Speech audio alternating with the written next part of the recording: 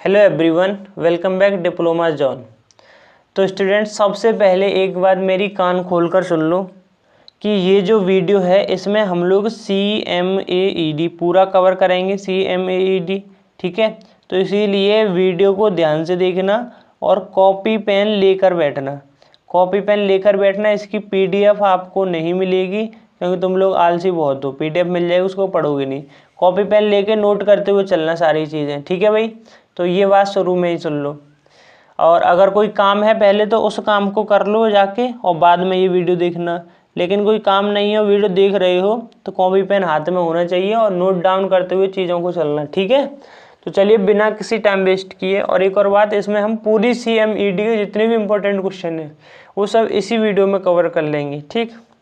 तो इससे क्या होगा, आपको इधर उधर जाने की ज़रूरत नहीं पड़ेगी, ठीक है। चलिए शुरुआत करते हैं चैप्टर नंबर 1 से। शुरुआत के जो चैप्टर्स हैं ना, उनमें से जो क्या है वो तुम्हारे जैसे किताब में चैप्टर नहीं होता पहला चैप्टर, तो उसमें सारे टॉपिक हैं। शुरुआत के 1 या 2 चैप्टर के जो हैं उसमें सारे टॉपिक हैं, ठीक है। तो उनको जरूर पढ़ें क्योंकि वो इम्पोर्टेंट है, इसलिए इंक्लूडेड है, ठीक। चलिए, तो ये टॉपिक की फॉर्म में पहला है निर्माण प्रबंधन। चैप्टर भी पहला आपका है इंट्रोडक्शन, और इसमें निर्माण प्रबंधन, कंस्ट्रक्शन मैनेजमेंट क्या होता है इसके बारे में आपको बताना है। देखिए, कंस्ट्रक्शन मैनेजमेंट यह एक व्यापक एवं जटिल अनुशासन है जो निर्माण कार्य को पूरा करने के लिए आवश्यक टेक्नोलॉजी व ज्ञान को एकीकृत करता है। कंस्ट्रक्शन यानी निर्माण का मैनेज करना, ठीक है। मैनेज करना तो उसका मतलब क्या होगा, उसके लिए आपके पास टेक्नोलॉजी होना चाहिए, ज्ञान होना चाहिए, ठीक है। तभी तो आप जो है कंस्ट्रक्शन का मैनेजमेंट कर पाओगे, ठीक। तो ये निर्माण प्रबंधन होता है, ठीक है। निर्माण प्रबंधन और निर्माण का वर्गीकरण अब देख लेते हैं। देखिए, निर्माण का वर्गीकरण 3 टाइप का होता है। पहला हल्का निर्माण, भारी निर्माण और औद्योगिक निर्माण। हल्के निर्माण में आवासीय भवन, स्कूल वगैरह ये सब बनाए जाते हैं, ठीक है। भारी निर्माण में कोई भी भारी हैवी स्ट्रक्चर जो होता है, जैसे पुल हो गया, और जो बड़े बड़े प्रोजेक्ट जो होते हैं करोड़ों में जो होते हैं वो बनाए जाते हैं भारी निर्माण में। औद्योगिक निर्माण में ऐसे प्रोजेक्ट बनाए जाते हैं जो केवल, जैसे मान लो किसी प्रोजेक्ट का बनना है तो उसमें केवल इस्पात का ही यूज़ हो, तो ऐसे प्रोडक्ट बनाए जाते हैं इसमें, ठीक है। हल्का निर्माण, लाइट कंस्ट्रक्शन बता दिया मैंने। इस निर्माण के अंतर्गत सभी आवासीय, सार्वजनिक, औद्योगिक भवन आ गए, कार्यालय भवन, स्कूल, सामान्य निर्माण कार्य आदि आते हैं। इन निर्माण कार्यों में ईंट, पत्थर, गिट्टी, इस्पात आदि का उपयोग होता है। तो ये हल्के हो गए, छोटे मोटे, ठीक है। लेकिन भारी निर्माण कार्यों में क्या होगा, यही देखो, रेलवे लाइन हो गई, ब्रिज हो गया, सुरंग हो गया, विद्युत घर, रेलवे स्टेशन, बड़े बड़े जो प्रोजेक्ट होते हैं करोड़ों में वो बनाए जाते हैं। इस निर्माण में करोड़ों रुपए की लागत आती है तथा भारी मात्रा में सामग्री की आवश्यकता भी पड़ती है, ठीक है। औद्योगिक निर्माण, इस निर्माण के अंतर्गत बड़े भवन आते हैं तथा इसके निर्माण में विशिष्ट प्रकार के उपकरणों की आवश्यकता एवं कुशल श्रमिकों की आवश्यकता होती है। किसमें, औद्योगिक निर्माण में। नेक्स्ट है निर्माण परियोजना के चरण। कोई भी कंस्ट्रक्शन काम कराना है हमको तो उसके क्या क्या चरण हो सकते हैं, ठीक है। निर्माण परियोजना मतलब प्रोजेक्ट जो भी है उसके क्या क्या स्टेप्स हो सकते हैं। तो सबसे पहला स्टेप है परियोजना अवधारणा, यानी कि परियोजना जो प्रोजेक्ट है उसका कंसेप्शन करना। फिर करोगे उसकी प्लानिंग करोगे आप, ठीक है। परियोजना का कंसेप्शन करोगे, फिर उसके बाद उसकी प्लानिंग करोगे कि भाई कौन सा काम कैसे और कब होना है, ठीक है। प्लानिंग करोगे, प्लानिंग के बाद में जब प्लानिंग हो गई तो आप कर दोगे लॉन्च वही प्रोजेक्ट को कि भाई हाँ अब स्टार्ट कर दो मामला। लॉन्चिंग हो गई, अब जब काम चल रहा है तो उसमें क्या है, आपको कंट्रोल करना पड़ेगा, ठीक है। काम को कंट्रोल करना पड़ेगा, कंट्रोल हो जाएगा तो फिर उसका समापन हो जाएगा, ठीक है, काम का बाद में। तो ये कितने 5 चरण होते हैं। 5 चरण के बारे में चलिए बारी बारी से देख लेते हैं। पहला परियोजना अवधारणा। अब देखिए, परियोजना की जो कंसेप्शन है उसकी अवधारणा वो कौन, किसी के दिमाग में आएगी कि भाई मुझे ये घर बनवाना है, तो वो मालिक ही तो होगा जो कि कहेगा मुझे ये घर बनवाना है। मालिक को परियोजना समझने तथा उसकी लागत निर्धारित करने के विश्वसनीय एवं विशेषज्ञों की एक टीम इकट्ठी करनी पड़ती है। और यह काम वह अपनी व्यवहारिकता के माध्यम से कर सकता है। मुझे कोई घर बनवाना है, मुझे पूछना पड़ेगा किसी विशेषज्ञ से कैसा घर बनवाऊँ, कितना खर्चा आ जाएगा, क्या होगा, कैसे होगा, तो वो सब मुझे स्पेशलिस्ट से पूछना पड़ेगा। ठीक है, अब जैसा मेरा व्यवहार है उसके अनुसार मुझे जो है वो सारी सुविधाएं मिल जाएंगी। आगे देखिए, परियोजना प्रक्षेपण मतलब वही प्लानिंग। परियोजना के इस चरण में टीम के सदस्यों को विशिष्ट कार्यों को पूरा करने के लिए, एक मिनट रुकिए, हाँ ठीक है। परियोजना के इस चरण में टीम के सदस्यों को विशिष्ट कार्यों को पूरा करने के लिए बांट दिया जाता है और उसके बाद संसाधन आवंटित कर दिए जाते हैं।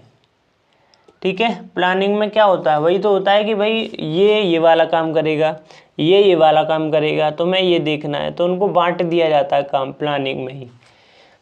फिर उसके बाद परियोजना प्रदर्शन।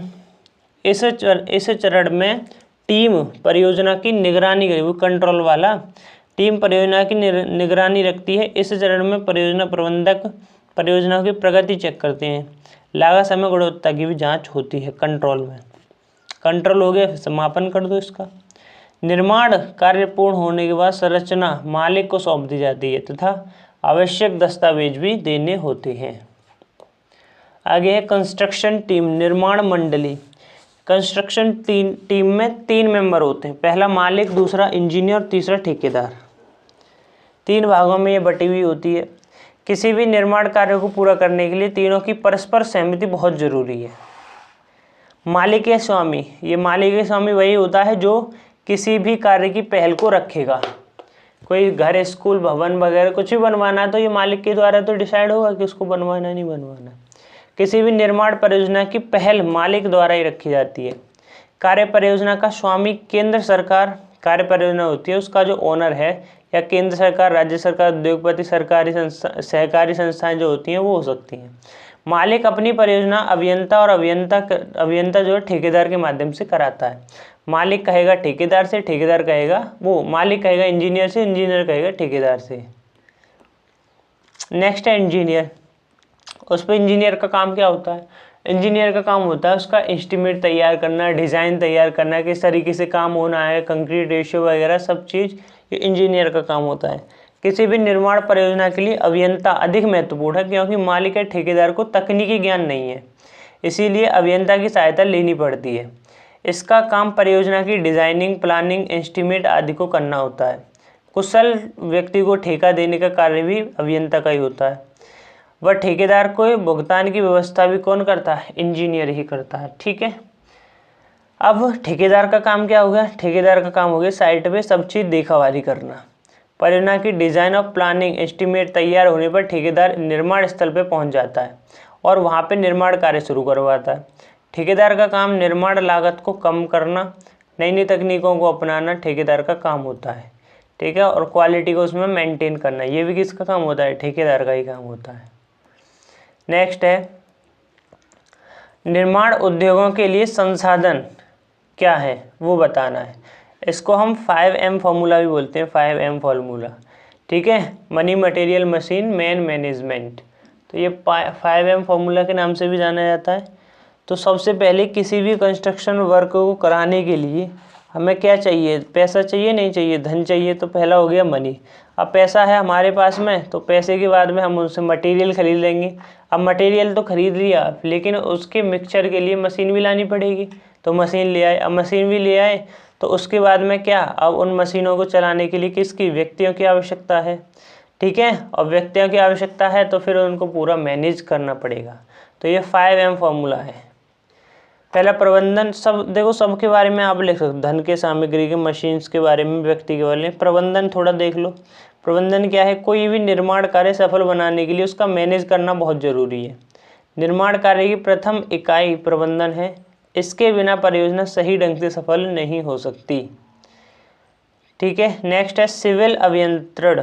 प्रबंधन के मुख्य उद्देश्य क्या क्या है? वही है निर्माण कार्य की गुणवत्ता को बनाए रखना, उसको समय से पूर्ण कराना, मशीन, श्रमिक, सामग्री अनावश्यक खर्च न करना, पर्यावरण को ध्यान में रखकर निर्माण कार्य करवाना, कर्मचारी और उनकी आवश्यकताओं को ध्यान में रखना, ये एक सिविल इंजीनियर का काम होता है। ठीक है, नेक्स्ट, निर्माण प्रबंधन के प्रकार। इसके प्रकार क्या क्या हैं भाई? Functions of construction management. देखिए पहले planning, organising, staffing, directing, controlling, coordinating. ये 6 प्रकार हैं इसके किसके? निर्माण प्रबंधन के। तो पहला है इसमें प्लानिंग। प्लानिंग देख लेते हैं, प्लानिंग क्या है? यह मैनेजमेंट का मूल कार्य है। निर्माण कार्य प्रारंभ करने से पहले प्लानिंग की जाती है। यह एक बौद्धिक गतिविधि है। भाई सोच के ही तो प्लानिंग करोगे किसी भी चीज़ की, जिसके लिए सोचना पड़ता है, और यह हानि, जोखिम, अपशिष्टों से बचने में मदद करती है प्लानिंग। देखो जैसे मान लो ये रास्ता टेढ़ा मेढ़ा है, ठीक है, टेढ़ा मेढ़ा रास्ता, यहाँ पे बहुत सारे वो हैं, खतरे हैं। तो सबसे पहले अगर प्लानिंग कर लिया आपने, तो प्लानिंग कर ली कि भाई यहाँ ऐसे आएगा तो हम ऐसे कर देंगे, तो लेकिन प्लानिंग कर ली तो क्या होगा, यहाँ पे खतरे की संभावना कम हो जाएगी, जोखिम कम उठाना पड़ेगा आपको। ऐसे ही कंस्ट्रक्शन में होता है, पहले से प्लानिंग करके चलोगे तो जोखिम की संभावना कम रहती है। अगला, ऑर्गेनाइजिंग, संगठन। यह एक ऐसी प्रक्रिया है जो लक्ष्यों की प्राप्ति को शारीरिक, वित्तीय, मानवीय संसाधनों एकत्रित करते हैं, उनके भी संबंध स्थापित करने का संबंध को विकसित करती है। किसी भी व्यवसाय को विकसित करने के लिए संगठनात्मक संरचना अति आवश्यक है। ऑर्गेनाइजेशन क्या होता है? संगठन। इसका काम क्या होता है? मिलके जो है एक ही पर्पज के लिए, एक ही लक्ष्य के लिए काम करना, ठीक है। व्यक्तियों का वह समूह जो एक ही लक्ष्य के लिए काम करता है मिलकर, तो उसको ही संगठन कहते हैं। नेक्स्ट है स्टाफिंग, नियुक्तियां, ठीक है। अब देखो काम के लिए तुम्हें नियुक्ति भी करनी पड़ेगी। अब मान लो कोई व्यक्ति काम सही से नहीं कर रहा है, ठीक से नहीं कर रहा है, तो उसको निकालो और दूसरा हायर करो, ठीक है। यह संगठन संरचना को एकत्रित बनाए रखने का कार्य करते हैं। जब कोई श्रमिक या कर्मचारी कार्य करने में कोई गलती करता है तो उसे सुधार का एक मौका अवश्य देना चाहिए। यदि फिर भी वह गलती करे, कोई सुधार ना आए उसमें, तो उसे सेवा से अलग कर देना चाहिए और नए कर्मचारी और श्रमिक की नियुक्ति की जाती है। डायरेक्टिंग यानी निर्देशन, ठीक है। निर्देशन क्या होता है? अब देखिए काम चल रहा है वहाँ पे, तो आपको फिर जो लेबर है उसका डायरेक्शंस भी तो देने पड़ेंगे कि भाई ये काम ऐसे नहीं ऐसे होगा, ऐसे नहीं ऐसे होगा। इस प्रक्रिया द्वारा संरचनात्मक संगठन से सही ढंग से एवं सुचारू रूप से कार्य करवाया जाता है। श्रमिक या कर्मचारी को उचित निर्देश देने के लिए अच्छे प्रबंधक का होना बहुत जरूरी है, जो कि अनुशासनात्मक तरीके से कार्य पूर्ण करा सके। नेक्स्ट है कंट्रोलिंग। परियोजना की संपूर्ण गतिविधि पर नियंत्रण रखना अति आवश्यक है। कार्य की दर में सुधार हेतु नियंत्रण बहुत जरूरी है। सामग्री, मशीन, श्रमिक, धन सभी पर नियंत्रण रखना बहुत जरूरी है। इससे निर्माण कार्य की गुणवत्ता भी आती है, जो भी कंस्ट्रक्शन जो भी है बिल्डिंग, उसको क्या होगा वो, और दिखने में भी वो अच्छी लगेगी, ठीक है, अगर उसकी जो कंट्रोलिंग है वो सही से हो जाए तो, और समय से काम भी पूरा हो जाएगा। समन्वयन, कोऑर्डिनेटिंग, लक्ष्यों की प्राप्ति के लिए विभिन्न वर्गों को कार्य में एक लक्ष्य तक स्थापित करना समन्वयन कहलाता है। संगठन के सभी सदस्यों के बीच समन्वयन होना अति आवश्यक है। समन्वयन क्या है?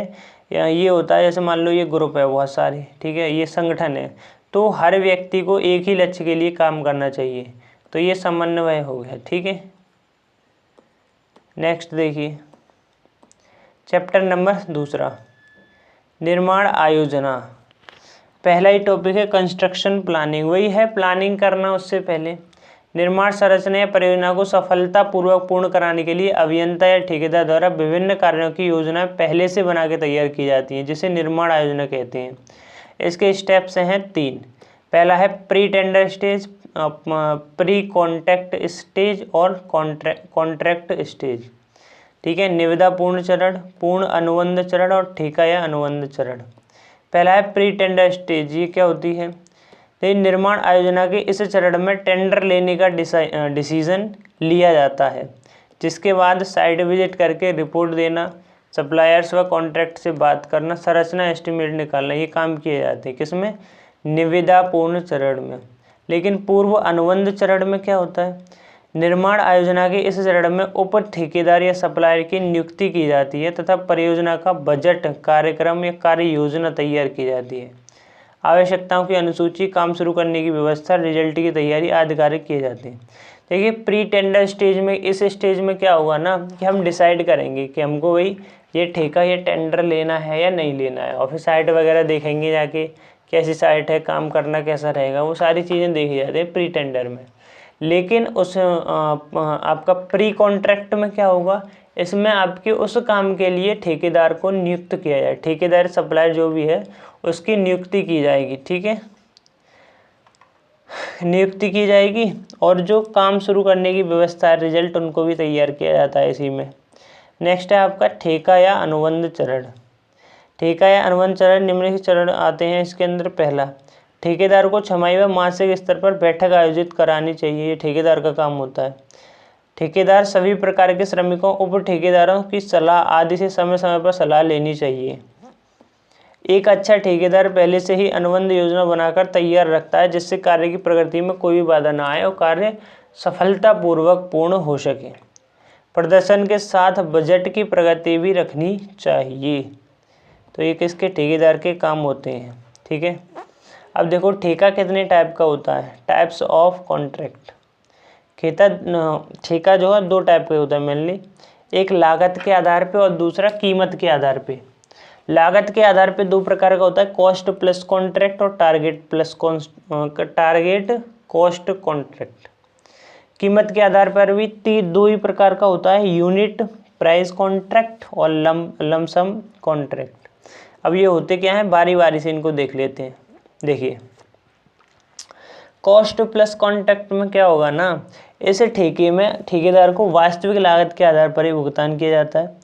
सभी जोखिम मालिक के अधीन होते हैं और वह परियोजना में ठेकेदार के साथ जुड़ा रहता है। ठीक है, लागत अधिकतम ठेका, ये क्या होता है, जैसे ये एक ऐसा ठेका होता है जिसमें मान लो तुमने कोई ठेका लिया। ठीक है, अब ठेके लेने के बाद में इसमें कोई नुकसान हो गया तो वो नुकसान किसका है, वो मालिक का नुकसान है। आगे टारगेट कॉस्ट कॉन्ट्रैक्ट, इसमें भी ठेकेदार को वास्तविक लागत के आधार पर ही भुगतान किया जाता है, जितनी भी लागत है उसी पे भुगतान करते हैं। प्री टेंडर वाले में भी यही था, पीछे वाले में और इसमें भी है। लेकिन परियोजना निर्माण के दौरान लागत में वृद्धि होने का जोखिम ठेकेदार द्वारा उठाया जाता है। निर्माण लागत अधिक होने पर भी ठेकेदार पहले से तय किए गए मूल्य से एक भी पैसा अधिक नहीं देगा। मान लो ये बिल्डिंग बननी है और यहाँ पे ठेकेदार कोई मालिक ने तुम ठेकेदार हो, ठीक है, और तुम्हें कॉन्ट्रैक्ट दिया, कोई क्या किया कि मान लो तुमसे कहा कि भाई ये बिल्डिंग तुम 5 लाख में बना दो, तुमने कहा जी डन बिल्कुल। अगर 5 लाख से एक भी रुपया 6 लाख लग गया, जितना भी रुपया ज़्यादा लगेगा वो ठेकेदार, वो मालिक नहीं देगा, तुम्हें अपनी जेब से लगाना पड़ेगा। तो ये टारगेट कॉस्ट कॉन्ट्रैक्ट होता है। ठीक है, और जितना भी जोखिम है तुम्हारा वो सब तुम्हारे, मान लो बनाते समय कोई नुकसान हो गया वो तो तुम्हारा ही है वो उसमें।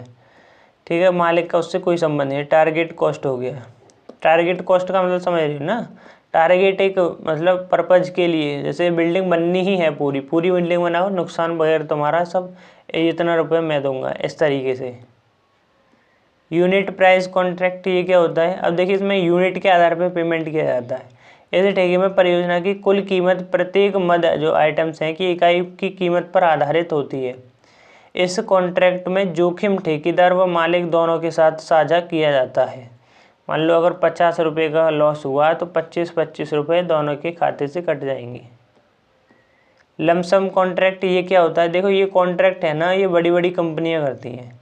ठीक है, बड़ी बड़ी कंपनियां क्यों करती हैं, क्योंकि ये कॉन्ट्रैक्ट ऐसा होता है क्योंकि इसको जो है कम समय में कंपनियों को पूरा करवाना होता है और एक ही बार में देख के दे देती हैं, भाई तुम्हें ये प्रोजेक्ट बनाना है और कम समय में बनाना है। इस अनुबंध में मालिक व ठेकेदार द्वारा पहले से ही परियोजना की लागत भी डिसाइड हो जाती है, निर्माण समय भी डिसाइड हो जाता है, कब तक बनेगा, शेड्यूलिंग सब कुछ निर्धारित पहले से ही हो जाता है, जिससे ठेकेदार को समय पर पूर्ण करके समाप्त करना होगा। जिन कंपनियों के पास समय की आपूर्ति, समय की कमी है, वे इस प्रकार के कॉन्ट्रैक्ट साइन करती हैं। आगे है नेक्स्ट प्लानिंग। प्लानिंग क्या है, प्लानिंग वही आयोजना दो टाइप की, एक तो ओनर वाली planning, contract planning. Owner planning pre tender और पोस्ट टेंडर, और contract planning post contract planning और पोस्ट कॉन्ट्रैक्ट क्या है ये, प्री कॉन्ट्रैक्ट और पोस्ट कॉन्ट्रैक्ट। ठीक है, अब देखिए ठेका या अनुबंध कॉन्ट्रैक्ट होता क्या है। ठेका पता है क्या होता है, यह एक ऐसा एग्रीमेंट है जो दो पक्षों के मध्य किया जाता है, जिसके अनुसार एक पक्ष निर्माण कार्य की निर्धारित दरों पर करने के लिए सहमत होगा और दूसरा पक्ष उस कार्य को किए गए भुगतान के लिए सहमत होगा। दो लोगों के बीच क्या हुआ, कॉन्ट्रैक्ट हुआ। इसने कह दिया मैं ये काम कर लूँगा और इसने कह दिया हाँ ठीक है तुम कर दो, मैं इसका तुम्हें पैसा दे दूँगा। तो क्या है, ये एक एग्रीमेंट हो गया ना दोनों के बीच। तो इसी एग्रीमेंट को क्या कहेंगे, ठेका कहेंगे। ठीक है। और नेक्स्ट है आपका अनुसूचन। अनुसूचन से आप क्या समझते हैं, शेड्यूलिंग। देखिए शेड्यूलिंग और प्लानिंग, इन दोनों में अंतर क्या है वैसे, प्लानिंग और शेड्यूलिंग। ठीक है, प्लानिंग और शेड्यूलिंग। एक बात ध्यान रखना मेरी, कि प्लानिंग जो है ना, उस प्लानिंग में आप ये करोगे कि कोई भी काम क्या करना है और कैसे करना है, ये तो प्लानिंग में आ जाएगा। लेकिन शेड्यूलिंग में उसका टाइम निर्धारित हो जाएगा कि कोई भी काम कब करना है, तो ये शेड्यूलिंग में आ जाएगा। ठीक है, ये ध्यान रखना। तो किसी भी परियोजना की आयोजना, प्लानिंग करने के बाद उसका अनुसूचन करना पड़ता है, जो यह निर्धारित करता है कि परियोजना कब और कौन से समय किया जाएगा। सरल भाषा में उद्देश्य की प्राप्ति के लिए अभियंता द्वारा समय के पैमाने पर कार्यक्रम को सुनिश्चित करना शेड्यूलिंग कहलाता है। आयोजना और अनुसूचन में अंतर यह है कि आयोजना में कार्य क्या करना है और कैसे करना है यह निर्धारित होता है, लेकिन अनुसूचन में कार्य को कब करना है यह निर्धारित किया जाता है। आयोजना और अनुसूचन के लिए दिमाग में सोचकर कार्य नहीं किया जाता, उसके लिए पेन पेपर की आवश्यकता होती है, सब चीज़ लिखना पड़ता है। ठीक है, और मेथड और कोई भी डिजिटल आता हो गया है तो आप डिजिटली भी लिख सकते हो। अनुसूचन के लाभ क्या है, देखिए शेड्यूलिंग के लाभ क्या क्या हो सकते हैं, ज़रा सोचो अपने दिमाग से। पहला तो काम हमारा समय से पूर्ण हो जाएगा, काम समय से पूर्ण हो जाएगा। ठीक है ना, काम समय से पूर्ण हो जाएगा और उसके हमारे पास टाइम आ जाएगा काम का, कि ये जो काम है इतने दिनों में पूर्ण हो जाएगा। क्रियाएं जो करनी है उनके बारे में हमें पता चलता है, उनकी सूची बन जाती है, जिससे कोई भी कार्य छूटने की संभावना कम हो जाती है। क्रियाओं की निर्भरताओं का भी पता चलता है, जिससे कि जोखिम का खतरा कम हो जाता है। प्रत्येक क्रिया की अवधि और समय का पता चलता है। परियोजना की समाप्ति के समय का भी पता चलता है। परियोजना के लिए विभिन्न मशीनों के बारे में भी पता चलता है। तो ये सब शेड्यूलिंग से ही तो पता चलेगा। ठीक है। क्वेश्चन नंबर अगला है, निम्नलिखित अनुसूचियों के बारे में समझाइए तथा निर्माण प्रबंधन में इसकी क्या उपयोगिता है। अनुसूची के बारे में तो आप जान ही चुके हैं। प्लानिंग और अनुसूची में एक बार फिर से मैं बता दूं अंतर होता है। देखिए प्लानिंग का मतलब होता है कि कोई भी कार्य है उसमें क्या कार्य करना है, कैसे करना है। लेकिन शेड्यूलिंग, अनुसूचन जो है उसमें आ जाएगा कि कार्य को कब करना है। ठीक है, तो इन दोनों में कन्फ्यूज मत होना और इनमें जो डिफरेंस है वो बेसिकली याद रखना। ठीक है, तो अब हम जानते हैं कि अनुसूचियों के बारे में क्या होता है और इनकी क्या उपयोगिता है, यूजेज क्या है। ठीक है, शेड्यूलिंग की ज़रूरत हमको क्यों पड़ी। तो इसमें सबसे पहला टॉपिक है निर्माण अनुसूची, इंग्लिश में बोले तो कंस्ट्रक्शन शेड्यूलिंग। इसमें निर्माण कार्य की अनुसूचन की जाती है। इसकी शेड्यूलिंग से सबसे पहले कौन सा कंस्ट्रक्शन वर्क कराना है के बारे में पता चलता है, अर्थात निर्माण कार्यक्रम के बारे में जानकारी इसी अनुसूची से मिलती है। ठीक है भाई, निर्माण अनुसूची के बारे में क्या होता है, कंस्ट्रक्शन कार्य के बारे में जानकारी मिलती है। कौन सा कंस्ट्रक्शन कार्य तुमको सबसे पहले कराना है, कौन सा बाद में कराना है, वो सारी शेड्यूलिंग किस में आ जाएगी, आपकी कंस्ट्रक्शन शेड्यूलिंग में। ठीक है, नेक्स्ट है आपकी श्रम अनुसूची। श्रम अनुसूची ये क्या होती है, अब जैसे हमने निर्माण अनुसूची तैयार कर ली, ठीक है, कंस्ट्रक्शन जो शेड्यूलिंग है वो तैयार कर ली, तो उसके बाद में हमको श्रम अनुसूची तैयार करनी पड़ेगी। ये कैसे तैयार करोगे, जैसे कौन से कंस्ट्रक्शन काम के लिए कौन सी आपकी लेबर लगनी चाहिए, उसमें कौन सी लेबर लगेगी, तो उस तरीके से ये शेड्यूलिंग हो जाती है। इसमें क्या है, निर्माण अनुसूची तैयार होने के बाद लेबर शेड्यूलिंग की जाती है। निर्माण अनुसूची से हमें ये पता चलता है कि कौन सा कार्य क्रमबद्ध तरीके से कराना है और उस कार्य को करने के लिए किन किन या कौन कौन से श्रमिकों की आवश्यकता है वो हम श्रम अनुसूचन से ज्ञात कर लेते हैं। नेक्स्ट है आपकी सामग्री अनुसूचन यानी कि मटेरियल शेड्यूलिंग। ठीक है, अब देखिए कंस्ट्रक्शन शेड्यूलिंग हो गई तुम्हारी, उसके बाद लेबर शेड्यूलिंग भी हो गई, अब आएगी आपकी मटेरियल शेड्यूलिंग, यानी कि अब कौन सा मटेरियल किस कंस्ट्रक्शन काम में लगना है इसकी शेड्यूलिंग करनी है। तो इसमें क्या है, देखिए इस अनुसूचन में निर्माण कार्य में लगने वाली सामग्री की शेड्यूलिंग की जाती है। निर्माण कार्य में कि भाई इस कार्य में सबसे पहले किस चीज़ की रिक्वायर्ड है उसका, जिससे कि सामग्री की मात्रा का पता लग सके।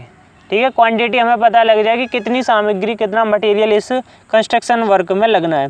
ठीक है, तो नेक्स्ट है आपके पास संयंत्र अनुसूचन। संयंत्र हो गया। अब इसमें क्या होगा, इक्विपमेंट्स के बारे में, कौन से कंस्ट्रक्शन काम के लिए किस तरह की मशीन उपयोग में लाई जाएगी। फिर है वित्तीय अनुसूचन, फिर हमें जो है मनी होती है उसका भी मैनेजमेंट करना होगा। नहीं, इस अनुसूचन में निर्माण कार्य, श्रमिकों, सामग्री, मशीन आदि पर होने वाले व्यय का पता चलता है, यानी कि लेबर में कितना खर्चा आएगा, मशीन में कितना खर्चा आएगा। इस तरीके से ये आपकी वित्तीय अनुसूचन हो गया। नेक्स्ट है आपका नेटवर्क क्या है। नेटवर्क तकनीक के बारे में समझाइए। तो देखिए, नेटवर्क सभी क्रियाओं की घटनाओं को दर्शाने वाला एक आरेख है। नेटवर्क क्या है, ये एक आरेख होता है जो कि आपकी एक्टिविटी को दिखाता है, यानी कि कौन सा काम पहले होना है, कौन सी एक्टिविटी पहले होनी है, उसको शो करता है नेटवर्क। इसमें सभी क्रियाएं परस्पर जुड़ी रहती हैं। इसे तीर आरेख के नाम से भी जाना जाता है। जैसे मान लो कोई कंस्ट्रक्शन काम स्टार्ट हुआ, ठीक है, ये काम स्टार्ट हुआ, इस काम को स्टार्ट कोई और करेगा, वो किसी और से करवाएगा, ये किसी और से करवाएगा, यहाँ पे आके ये अपना इससे करवा लेगा, ये इससे करवा लेगा। तो एक तरीके से ये पूरा नेटवर्क होता है। ठीक है, नेटवर्क होता है ये पूरा, और एंड में आके क्या होगा, तुम्हारा काम पूरा हो जाएगा कंस्ट्रक्शन का। नेक्स्ट है आपका नेटवर्क टेक्निक। नेटवर्क टेक्निक जो है यह एक ऐसी तकनीक है जिससे द्वारा आयोजना, अनुसूचन और परियोजना की प्रगति को नियंत्रण किया जाता है। वर्तमान समय में अग्रलिखित दो तकनीकों का सर्वाधिक उपयोग किया जाता है। नेटवर्क टेक्निक क्या है, इसमें क्या करते हैं हम, जो आयोजना, प्लानिंग है, आपकी शेड्यूलिंग है, ठीक है, उसके थ्रू हम क्या करते हैं, कंस्ट्रक्शन वर्क को नियंत्रण करते हैं, उसकी प्रगति को, प्रोग्रेस जो भी हुई है उसकी, उसको कंट्रोल रखते हैं। ठीक है, नेटवर्क टेक्निक के जरिए। और ये दो टाइप की होती है। ठीक है, ये दो टाइप की होती है, एक तो होता है CPM आपका और एक होता है PERT। ठीक है, तो पहला है आपका PERT, यानी इसको हिंदी में बोलते हैं कार्यक्रम का मूल्यांकन एवं समीक्षा तकनीक। And CPM critical part matter बोलते हैं इसको, क्रांतिक पथ विधि। ठीक है, ये दोनों नीचे इनकी फुल फॉर्म लिखी हुई है, यहाँ से तुम लोग इसको पढ़ लेना। नेटवर्क टेक्निक दो टाइप की होती है, PERT और CPM। ठीक है, नेटवर्क तकनीक के लिए प्रयोग में लाई जाने वाली CPM विधि क्या है। अब देखिए CPM विधि समझ लेते हैं। इसमें CPM की फुल फॉर्म मैंने बता दी, क्रिटिकल पाथ मेथड। ठीक है, क्रांतिक पथ विधि, CPM इसको बोलते हैं। अब ये क्या होती है, सुनो। निर्माण कार्य में अनेकों क्रियाओं का योगदान होता है।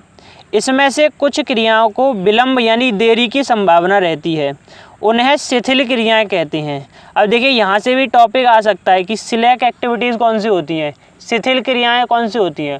मान लो कोई भी काम होना था 10 दिनों में, अब हुआ है 15 दिनों, तो कितने दिनों का गैप हो गया, 5 दिन लेट हुआ ना वो काम, तो उसी को क्या कहेंगे हम, उसी को शिथिल एक्टिविटी कहेंगे, जो काम लेट हुआ है। ठीक है, और जिनमें देरी की संभावना नहीं रहती उन्हें क्रांतिक क्रियाएं कहती हैं। ठीक है, जिनमें देरी की संभावना है उन्हें शिथिल, और जिनमें देरी की संभावना नहीं रहती उन्हें क्रिटिकल एक्टिविटी कहते हैं। ठीक है, इन क्रियाओं को एक जाल यानी कि आरेख पर दर्शाया जाता है, और इस आरेख को क्रांतिक क्रियाओं को मिलाने वाले पथ क्रिटिकल पथ या क्रांतिक पथ कहलाता है। देखिए सीधा से समझिए, ये जो हमारी एक्टिविटी पढ़ी थी हमने पहले, एक तो शिथिल क्रियाएं और एक क्रिटिकल क्रियाएं। तो शिथिल क्रियाएं कौन सी होती हैं, ऐसी एक्टिविटी जिनमें देरी की संभावना होती है, और क्रिटिकल जिनमें देरी की संभावना नहीं रहती। तो इन्हीं क्रियाओं का एक जाल बनाया जाता है। ठीक है, एक जाल बनाया जाता है, और उस जाल को जो मिलाने वाली जो पथ हैं, रेखाएं हैं, उसी को हम क्रिटिकल पथ कहते हैं। ठीक है, क्रांतिक पथ कहते हैं उसको। अर्थात इसकी अगर एक लाइन में डेफिनेशन की बात करें तो वो होगी क्रांतिक क्रियाएं, जो भी मतलब जो क्रियाएं देरी से ना हो, क्रांतिक क्रियाओं एवं क्रांतिक पथ को निश्चित या निर्धारित करने की तकनीक को CPM कहते हैं। ठीक है, तो इतना ये जो है इसकी डेफिनेशन याद रखना। आगे बात कर लेते हैं कि भाई CPM के एडवांटेज क्या क्या हैं, लाभ क्या क्या हैं CPM विधि के। तो देखिए CPM प्रबंधन के नियंत्रण को आसान बनाती है। जो CPM मेथड है आपका, वो क्या करती है, कंट्रोल जो होता है, कंट्रोल मैनेजमेंट, उसको ईजी बनाती है। ठीक है, आगे पॉइंट कौन सा है, दूसरा पॉइंट है आपका कि CPM से समय की बचत होती है, और CPM से सभी क्रियाओं पर आसानी से ध्यान दिया जा सकता है। इनको आप जो है इक्वल तरीके से देख सकते हैं सीपीएम विधि से। जो भी कंस्ट्रक्शन वर्क हो रहा है उसको सीपीएम विधि निर्भरता को स्पष्ट और पारदर्शी बनाती है, ये डिपेंडेंसी नहीं रखती किसी के ऊपर। आगे डिसएडवांटेज ऑफ सीपीएम। सीपीएम का डिसएडवांटेज क्या है? सीपीएम में एक क्रिया के लगने का समय अनुमान लगाना कठिन है, ठीक है। इसमें टोटल एक्टिविटी होती है, किसी एक एक्टिविटी का जो टाइम है उसको आप कैलकुलेट नहीं कर सकते। बड़ी परियोजना के लिए सीपीएम जटिल होती है।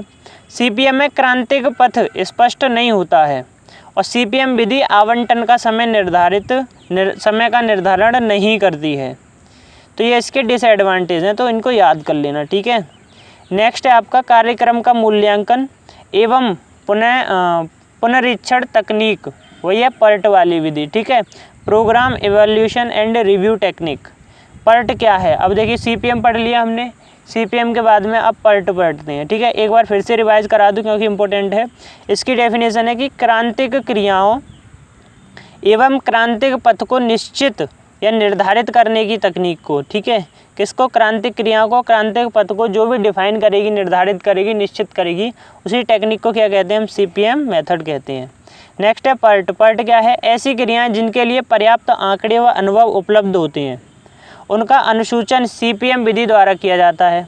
लेकिन कुछ ऐसी क्रियाएं भी होती हैं जिनके लिए पर्याप्त आंकड़े और अनुभव उपलब्ध नहीं रहते, तो उनका अनुसूचन हम पर्ट विधि से करते हैं। शेड्यूलिंग उनकी जो है हम पर्ट मेथड से करते हैं, ठीक है।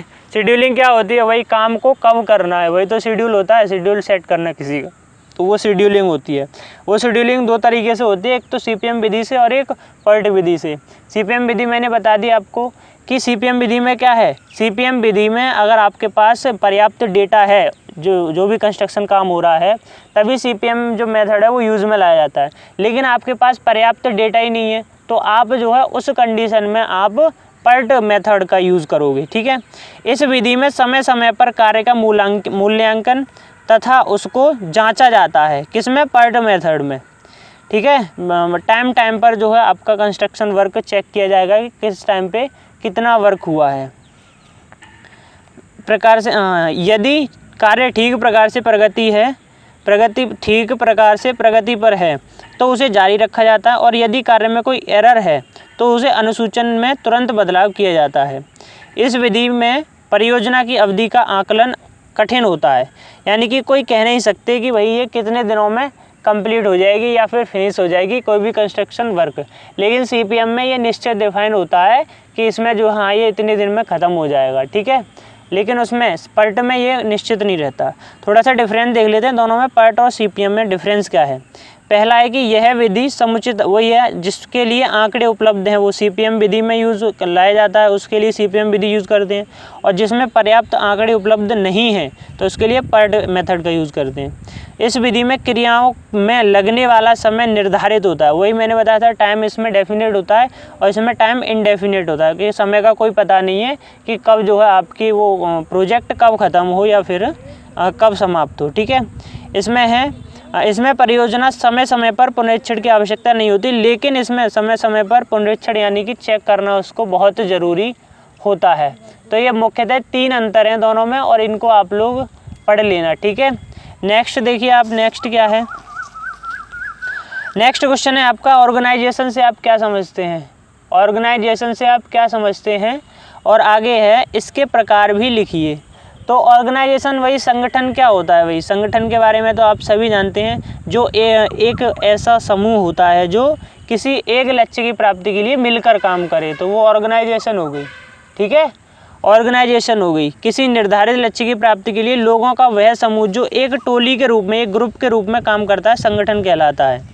संगठन के टाइप कितने होते हैं? किसी संगठन का विभाजन करके उस कार्य की प्रकृति तथा परिभाषा पर निर्भर करता है। मुख्य रूप से संगठन निम्न प्रकार के होते हैं। एक तो रेखीय या मिलिट्री संगठन हो गया, उसके बाद में रेखीय एवं स्टाफ संगठन हो गया, और तीसरा हो गया क्रियापरक संगठन, ठीक है, फंक्शनल ऑर्गेनाइजेशन। पहला है लाइन और military organisation, line and staff organisation and functional organisation. तो इसमें अच्छा दिखाया नहीं है क्या तीनों के बारे में? ओके, देखिए थोड़ा सा ऐसे ही समझ लो इनके बारे में। जो आपका रेखीय या मिलिट्री संगठन होता है ना, और देखो मिलिट्री आर्मी में क्या होता है, आर्मी में अगर बड़ा ऑफिसर जो है वो ऑर्डर दे दे तो वो बात मानी जाती, कोई भी उसको टाल नहीं सकता। तो जो ऊपर से ऑर्डर आया है उसको नीचे तक फॉलो किया जाता है इस वाले संगठन में, ठीक है। ऊपर जो उच्च अधिकारी है उसने कोई ऑर्डर दिया तो वो नीचे तक फॉलो किया जाता है, कोई भी उसमें आनाकानी नहीं कर सकता। ये रेखीय संगठन में होता है, ये रेखीय संगठन में होता है। दूसरा क्या है, रेखीय एवं स्टाफ संगठन। अब इसमें क्या है, जो ऊपर से ऑर्डर आया है उसमें भी उसमें ऊपर से ऑर्डर आएगा, लेकिन यहाँ नीचे आते आते क्या होगा, उसमें थोड़ी सी पावर होती है लोगों की, तो वो अपने मतभेद दिखाने लगते हैं। तो ये रेखीय संगठन होता है, ठीक है। आगे देखिए, दे भी रखा है मैंने, रेखीय संगठन से आप क्या समझते हैं तथा इसके गुण एवं दोष समझाइए। यह संगठन सबसे अधिक सरल एवं पुराना है। इस संगठन में आदेश का अधिकार केवल अधिकारी के पास ही होता है, यानी कि जो उच्च अधिकारी है वही आदेश दे सकता है केवल, ठीक है। जो आदेश उच्च अधिकारी से प्राप्त होता है वही आदेश निम्नतम अधिकारियों तक प्रवाह होता है। इसमें समस्त अधिकार मुखिया के पास होते हैं, वही जो उच्च अधिकारी होगा वही तो मुखिया होगा, उसी के पास सारे जो है आपके अधिकार होंगे, ठीक है। अब देखिए, इंजीनियरिंग लाइन में सबसे बड़ा इंजीनियर कौन होता है, चीफ इंजीनियर। एंड उसके बाद में पहला हो गया CE, फिर हो गया SE एंड EE, ये सब इनकी फुल फॉर्म लिखी है। एग्जीक्यूटिव, ठीक है, असिस्टेंट इंजीनियर, जूनियर इंजीनियर। अब जूनियर इंजीनियर तक आएगा ऑर्डर। अब जूनियर इंजीनियर क्या करेगा, वो श्रमिकों को देगा ऑर्डर कि भाई तुम्हें ये काम करना है। और श्रमिक भी दो प्रकार के होंगे, दो टाइप में बटे होंगे, पहला कुशल श्रमिक और दूसरा अकुशल श्रमिक। तो वो अपने हिसाब से दोनों को दे देगा, ठीक है। और ये फ्लो चार्ट है मिलिट्री ऑर्गेनाइजेशन का। रेखीय संगठन के गुण, रेखीय संगठन के गुण क्या है, यह सबसे सरल और पुरानी विधि है। कौन सी, ये रेखीय संगठन जो है वो पहली बात तो इजी है एंड सबसे पुरानी है। इस संगठन में आदेश की श्रृंखला ऊपर से नीचे की ओर रहती है, यानी ऊपर से कोई ऑर्डर आया वो नीचे तक फॉलो होगा। सारे अधिकार उच्च अधिकारी के पास होते हैं, होने के कारण निर्माण कार्य में किसी भी प्रकार की रुकावट नहीं होती। जैसे मान लो किसी बड़े ऑफिसर ने कोई ऑर्डर दिया तो वो नीचे तक फॉलो होगा, जब फॉलो होगा तो कोई भी जो कंस्ट्रक्शन काम है वो ईजिली कंप्लीट हो जाएगा। एकीकृत नियंत्रण अच्छा होने के कारण इसमें कार्य के प्रति अनुशासनता बनी रहती है और यह संगठन सस्ता एवं प्रभावी भी होता है। तो ये रेखीय संगठन के क्या गुण हो गए, इसके दोष क्या क्या हैं। अब देखिए, मान लो कोई ऑर्डर ऊपर से आ रहा है, अब ज़रूरी थोड़ी ना जो ऊपर बैठा है अधिकारी वो सही ऑर्डर दे, गलत भी तो हो सकता है। अब क्योंकि ये रेखीय और मिलिट्री संगठन है तो कोई मना भी नहीं कर सकता, तो वो नीचे तक फॉलो होगा। अब जो गलत ऑर्डर आया, मान लो कभी कभार गलत ऑर्डर आ गया तो वो नीचे तक फॉलो होगा, तो गलत काम हो जाएगा वहाँ पे, तो उनको कोई सलाह नहीं दे सकता उनको, ठीक है। तो ये एक तो इसका डिसएडवांटेज है। यह संगठन ऊपर से नीचे चलता है, इसीलिए इसमें विशेष कार्यों के लिए कोई गुंजाइश नहीं रहती। उच्च अधिकारी के गलत निर्णय ले लिया जाता है तो सुधार नहीं किया जा सकता, जो भी आदेश है उसी के अनुसार काम करना पड़ेगा। उच्च अधिकारी अपने अधिकारों का दुरुपयोग भी कर सकता है। भाई कोई बड़ा ऑफिसर है वो तो उसके पास जब अधिकार हैं तो वो उसका उपयोग करेगा और दुरुपयोग भी कर सकता है अगर उसकी प्रवृत्ति अच्छी नहीं हुई तो, ठीक है। फिर है नेक्स्ट, साइट ऑर्गेनाइजेशन। जॉब विन्यास क्या है, इसका लेआउट के मुख्य सिद्धांत हमको बताने हैं, ठीक है। साइट लेआउट यानी जॉब विन्यास क्या होता है, ठीक है। ये साइट ऑर्गेनाइजेशन, तो इसमें देखिए निर्माण, अब देखिए संगठन मैंने बता दिया क्या करता है, एक निश्चित लक्ष्य की प्राप्ति के लिए एक समूह में काम करते हैं लोग, तो वही तुम्हारा संगठन कहलाता है। अब लेकिन साइट संगठन क्या होगा, अब ये संगठन तुम्हारा साइट पे होगा, वहाँ पे जो लोग होंगे वो मिलके संगठन बनाएंगे ना। भाई कोई बिल्डिंग बननी, मान लो हॉस्पिटल बनना है, तो वहाँ पे भी तो एक ऑर्गेनाइजेशन होगी जो कि चीज़ों को मैनेज करेगी, तो उनका लक्ष्य क्या होगा कि भाई पूरा हॉस्पिटल बना के तैयार करना है, ठीक है। तो वो एक संगठन के रूप में काम करेंगे ना। निर्माण स्थल जहाँ पे भी कार्य चल रहा है पर श्रमिकों, सामग्री, मशीनों, उपकरणों आदि की समुचित व्यवस्था कराना ही कार्यस्थल संगठन कहलाता है, ठीक है। कार्यस्थल संगठन कहलाता है। आगे है जॉब विन्यास के मुख्य सिद्धांत क्या हैं। निर्माण से संबंधित सभी संसाधन कार्यस्थल के पास स्थित होने चाहिए। भाई जो भी कंस्ट्रक्शन वर्क है उसके लिए जो भी इक्विपमेंट चाहिए वो कहाँ पे होनी चाहिए, प्रेजेंट में मौजूद, वहीं पे मौजूद होनी चाहिए, नहीं होनी चाहिए, तथा उनका नियंत्रण निम्न सिद्धांतों में ध्यान में रखकर किया जाना चाहिए। पहला पॉइंट, निर्माण सामग्री का भंडार पहला पॉइंट क्या है, निर्माण जो सामग्री है, कंस्ट्रक्शन जो मटेरियल है, उसका भंडार यानी कि स्टोर कार्यस्थल के निकट ही कराना चाहिए, जिससे सामग्री उपयोग में आसानी हो। अब मान लो यहाँ कार्य चल रहा है और तुमने यहाँ से मान लो 10 किलोमीटर की दूरी पे यहाँ पे वो कंस्ट्रक्शन मटेरियल यहाँ रखवा दिया, तो ले जाने में दिक्कत होगी ना, यहाँ पे टाइम भी लगेगा, और जब टाइम लगेगा तो यहाँ पे जो हॉस्पिटल या जो भी बन रहा है उसको बनने में समय बढ़ जाएगा। तो इसलिए ऐसी जगह चूज करना जो कि इसके निकट हो, ठीक है, जिससे कि उसको ले जाने में आसानी हो। विभिन्न उपकरणों व मशीनों को उनके उपयोगी स्थान पर ही स्थापित कर देना चाहिए।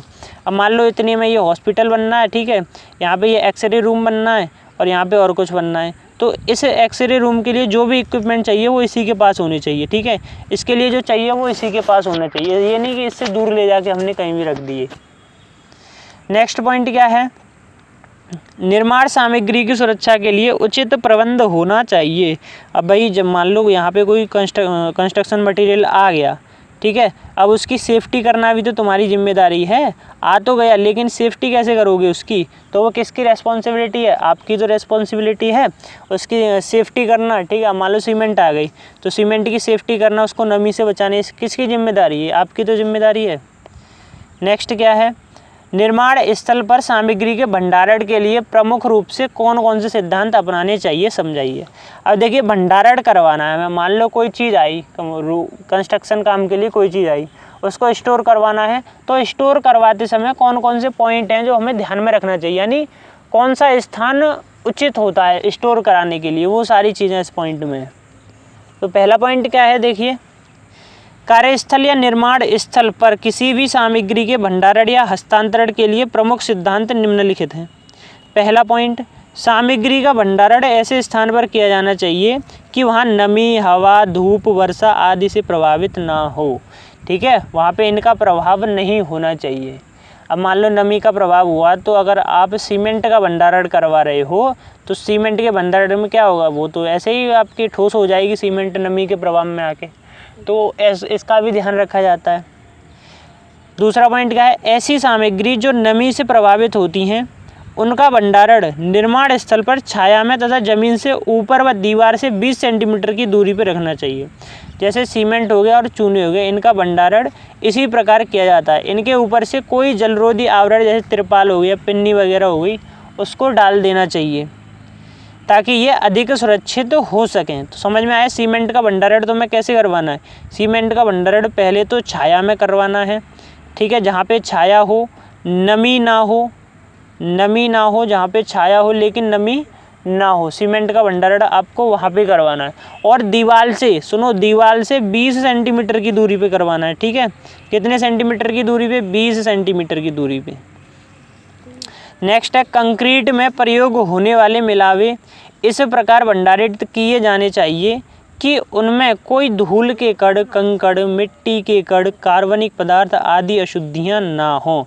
जो भी कंक्रीट में यूज़ हो रहा है, जैसे मान लो बालू, आपकी क्या कहते हैं उसको, सीमेंट यूज़ हो रही है, ठीक है, और सीमेंट आपने खुली रख दी और उसमें जो है वो आ गई, उसमें जो है धूल के कण आ गए, उसमें अशुद्धियाँ आ गई बहुत सारी, तो वो मिक्सचर हो जाएगा ना उसमें, तो उसकी स्ट्रेंथ कम हो जाएगी, ठीक है। तो इसीलिए जो इनका भी ध्यान रखना चाहिए। अगर सामग्री का भंडारण ज्वलनशील पदार्थों से दूर ही करना चाहिए ताकि खतरे की संभावना कम हो, ठीक है, जितने भी विस्फोटक पदार्थ या ज्वलनशील पदार्थ होते हैं उनसे दूर ही जो है आपका मटेरियल का भंडारण करवाना चाहिए। प्रबलित छड़ों, जो भी आपकी सरिया वगैरह हो गई, लोहे की भी जो भी सामान है लोहे का भंडारण उस स्थान पर करें जहाँ पर नमी का प्रभाव ना हो, जिससे छड़ों में जंग नहीं लगेगी। अब जब नमी होगी और लोहा वहाँ पे रख दिया तो उसमें तो नमी जंग लगेगी ना, तो इससे बचने के लिए ऐसी जगह पे आपको स्टोर करना चाहिए जहाँ पे उसका प्रभाव ना हो, ठीक है। और नेक्स्ट क्या है, प्रबलित छड़ों का भंडारण उस स्थान पर करें जहाँ पर नमी का प्रभाव ना हो, ये तो हो गया। नेक्स्ट पॉइंट क्या है, ईंट एवं टाइल्स के अधिक ऊंचे चट्टे नहीं लगाने चाहिए। अब पता पड़ा आंधी आ गई है, वो चट्टा ही गिर गया पूरा और वहाँ पे ईंट जो है टूट गई और नुकसान हो गया, तो ज़्यादा ऊंचे चट्टे नहीं लगाने चाहिए ईंट के, और खासकर टाइल्स के, ठीक है, क्योंकि टाइल्स बहुत महंगी होती है। नेक्स्ट क्या है, निर्माण स्थल पर उपयुक्त सामग्री को दूर हटा देना चाहिए। निर्माण स्थल पर जो सामग्री उपयोग हो रही है, ठीक है, उसको जो है यूज़ होने के बाद में वहाँ से हटा देना चाहिए।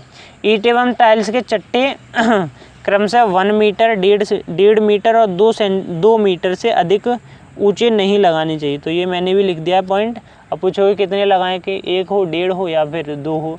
और मेरे हिसाब से तो आपका जो टाइल्स का है वो 1.5 होना चाहिए और ईंट का 2 होना चाहिए मैक्सिमम, ठीक है।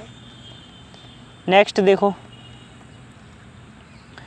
नेक्स्ट है आपका श्रमिकों के मजदूरी भुगतान से आप क्या समझते हैं, इसके प्रकारों का उल्लेख कीजिए। अब देखिए ये जो क्वेश्चंस है ना, ये इम्पोर्टेंट क्वेश्चन है, ठीक है। ये ओनली इम्पोर्टेंट क्वेश्चन है। आप ये सोचो कि सारे चैप्टर के क्वेश्चन है, सारे चैप्टर के क्वेश्चन नहीं है, ये ओनली सारे चैप्टर के इम्पोर्टेंट क्वेश्चन है। नॉट इसमें तुम्हारा पूरा सिलेबस है, ठीक है। सिर्फ इम्पोर्टेंट क्वेश्चन ही छांटे हैं मैंने। इनको पढ़ लेना, इनको 2-3 बार आप इस वीडियो को देख लेना, ठीक है। स्पीड में 2x की स्पीड में देख लेना 2-3 बार। और फिर उसके बाद में जो भी आपके पास रिसोर्सेज है उससे और भी जो अदर टॉपिक है तुम्हें लग रहा है इंपॉर्टेंट है उनको भी पढ़ लेना। सो ही तुम्हारा जो है इसमें पास हो जाओगे तुम। नेक्स्ट है श्रमिकों के मजदूरी भुगतान से आप क्या समझते हैं, इसके प्रकारों का उल्लेख कीजिए।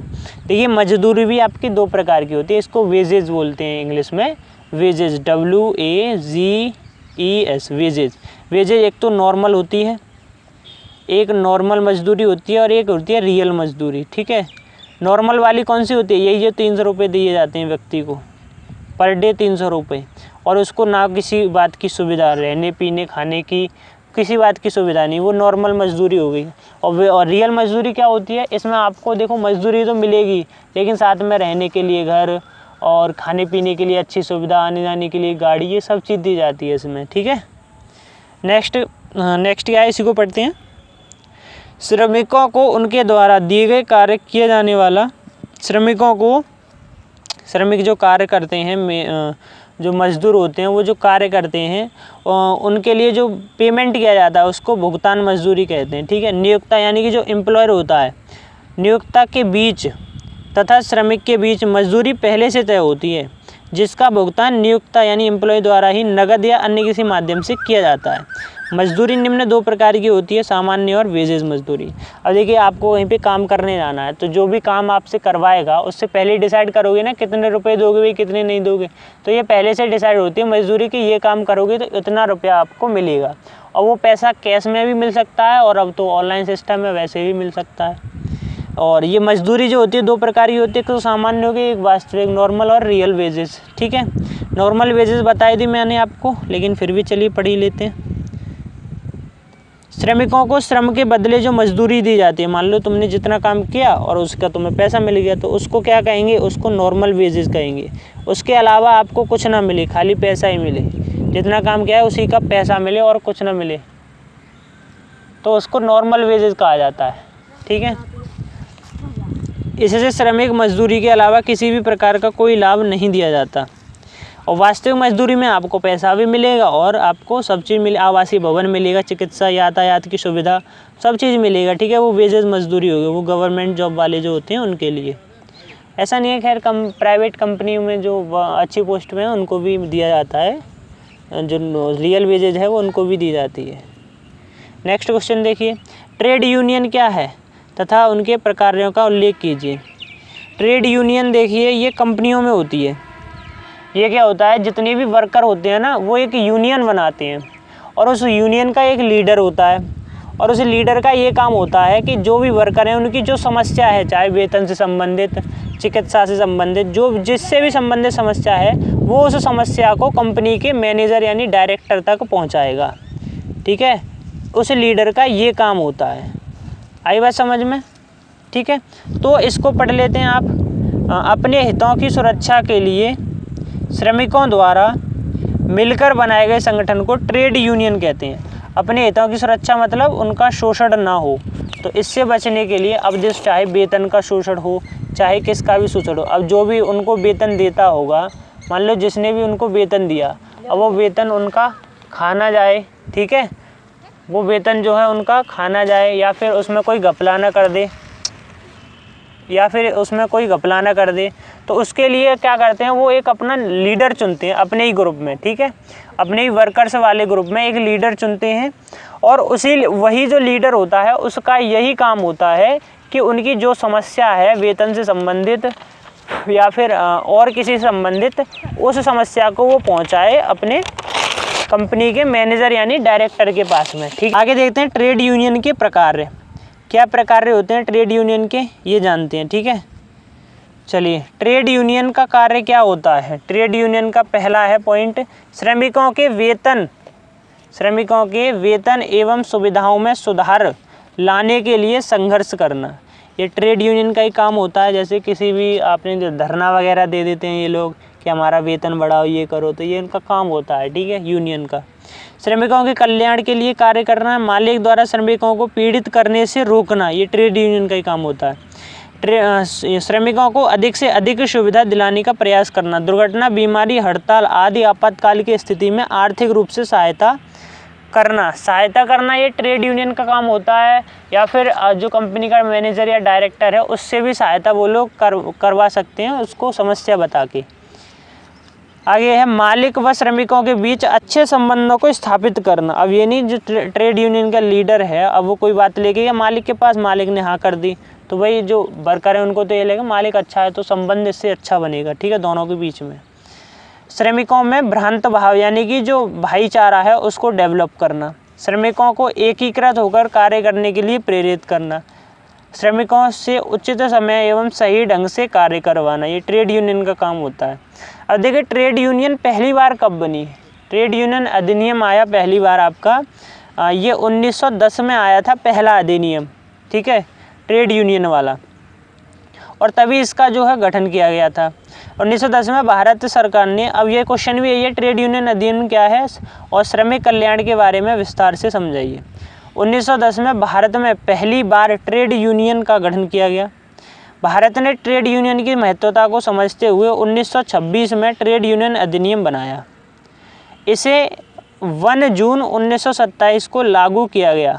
1910 में ट्रेड यूनियन का गठन हुआ, फिर जब गवर्नमेंट को लगा भी इसकी तो ज़रूरत है तो उन्होंने एक जो अधिनियम बना दिया, एक्ट बना दिया और वो एक्ट बन के तैयार हो गया 1926 में, लेकिन लागू कब हुआ, वो 1927 में लागू हुआ।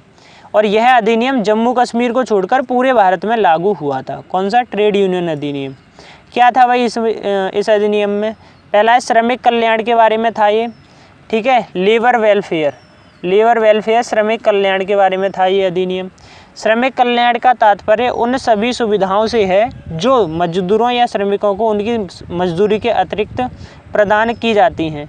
लेबर वेलफेयर में क्या आता है, जैसे लेबर कोई काम तो करती है, उसका पैसा तो उन्हें मिलता ही है, लेकिन उस पैसे के अलावा और क्या उन्हें सुविधा मिल रही है, वो लेबर वेलफेयर में आता है, श्रमिक कल्याण में। ये सुविधाएं मालिक या नियोक्ता जो एम्प्लॉय है उसके द्वारा प्रदान की जाती हैं। अब जो श्रमिक वेलफेयर है इसके 3 उद्देश्य हैं। पहला मानवीय पहलू, सामाजिक एंड आर्थिक पहलू। मानवीय पहलू में कौन कौन सी सुविधाएं आती हैं, जैसे बीमा हो गया, आवासीय सुविधा, भविष्य निधि, ये सुविधा मानवीय पहलू में आती है। सामाजिक पहलू में कौन सी सुविधाएं हैं, जो शैक्षिक यानी समाज के लिए लाभकारी, शिक्षा हो गई, खेलकूद की सुविधा हो गई, ठीक है, वाचनालय हो गया। सामाजिक आर्थिक जो अच्छा वेतन मिले, पुरस्कार मिले, चिकित्सा भत्ते, ये जो पैसों से संबंधित सुविधाएं वो आर्थिक पहलू में आ जाती हैं।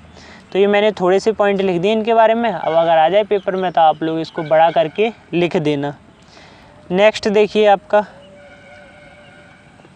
नेक्स्ट है प्रगति नियंत्रण क्या है, प्रोग्रेस कंट्रोल क्या है, इसके उद्देश्य तथा लाभ को समझाइए। निर्माण स्थल पर चल रहे निर्माण कार्य की जांच करना, देखभाल करना और सुचारू रूप से जारी रखने के लिए उस पर नियंत्रण रखना ही प्रगति नियंत्रण इन कंट्रोल ऑफ प्रोग्रेस कहा जाता है। प्रगति नियंत्रण के कार्य समय पर व सुचारू रूप से पूर्ण हो जाता है। इससे परियोजना की लागत में भी कमी आती है। कंट्रोल ऑफ प्रोग्रेस यानी कि कोई भी काम कहाँ तक पहुँचा उसको कंट्रोल करना। अब कंट्रोल कैसे करोगे, जब उस काम की आप समय समय पर देखभाल करोगे, उसमें किस रेशियो में सीमेंट कंक्रीट यूज़ हो रही है उसकी जांच करोगे, ठीक है, लेबर कैसे सही से काम कर रही है नहीं कर रही है उसकी जांच करोगे। तो ये किस में आ जाएगा सब, ये प्रगति नियंत्रण में आ जाएगा। तो ये सब करोगे तो आपका प्रगति नियंत्रण तो हो ही जाएगा। और जब प्रगति नियंत्रण होगा तो आपका जो काम है कंस्ट्रक्शन का वो भी जल्द से जल्द ही पूर्ण हो जाएगा।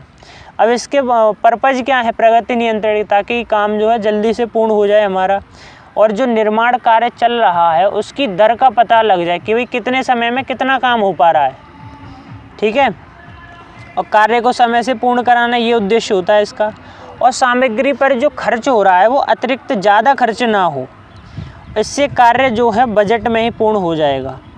निर्माण संरचना में कोई त्रुटि भी ना हो, भाई जांच करोगे तो कमियां तो निकलेंगी, तो वहाँ पे वो हैंड टू हैंड सही हो जाएंगी अर्जेंट में, बाद में सही नहीं हो पाएंगी ना।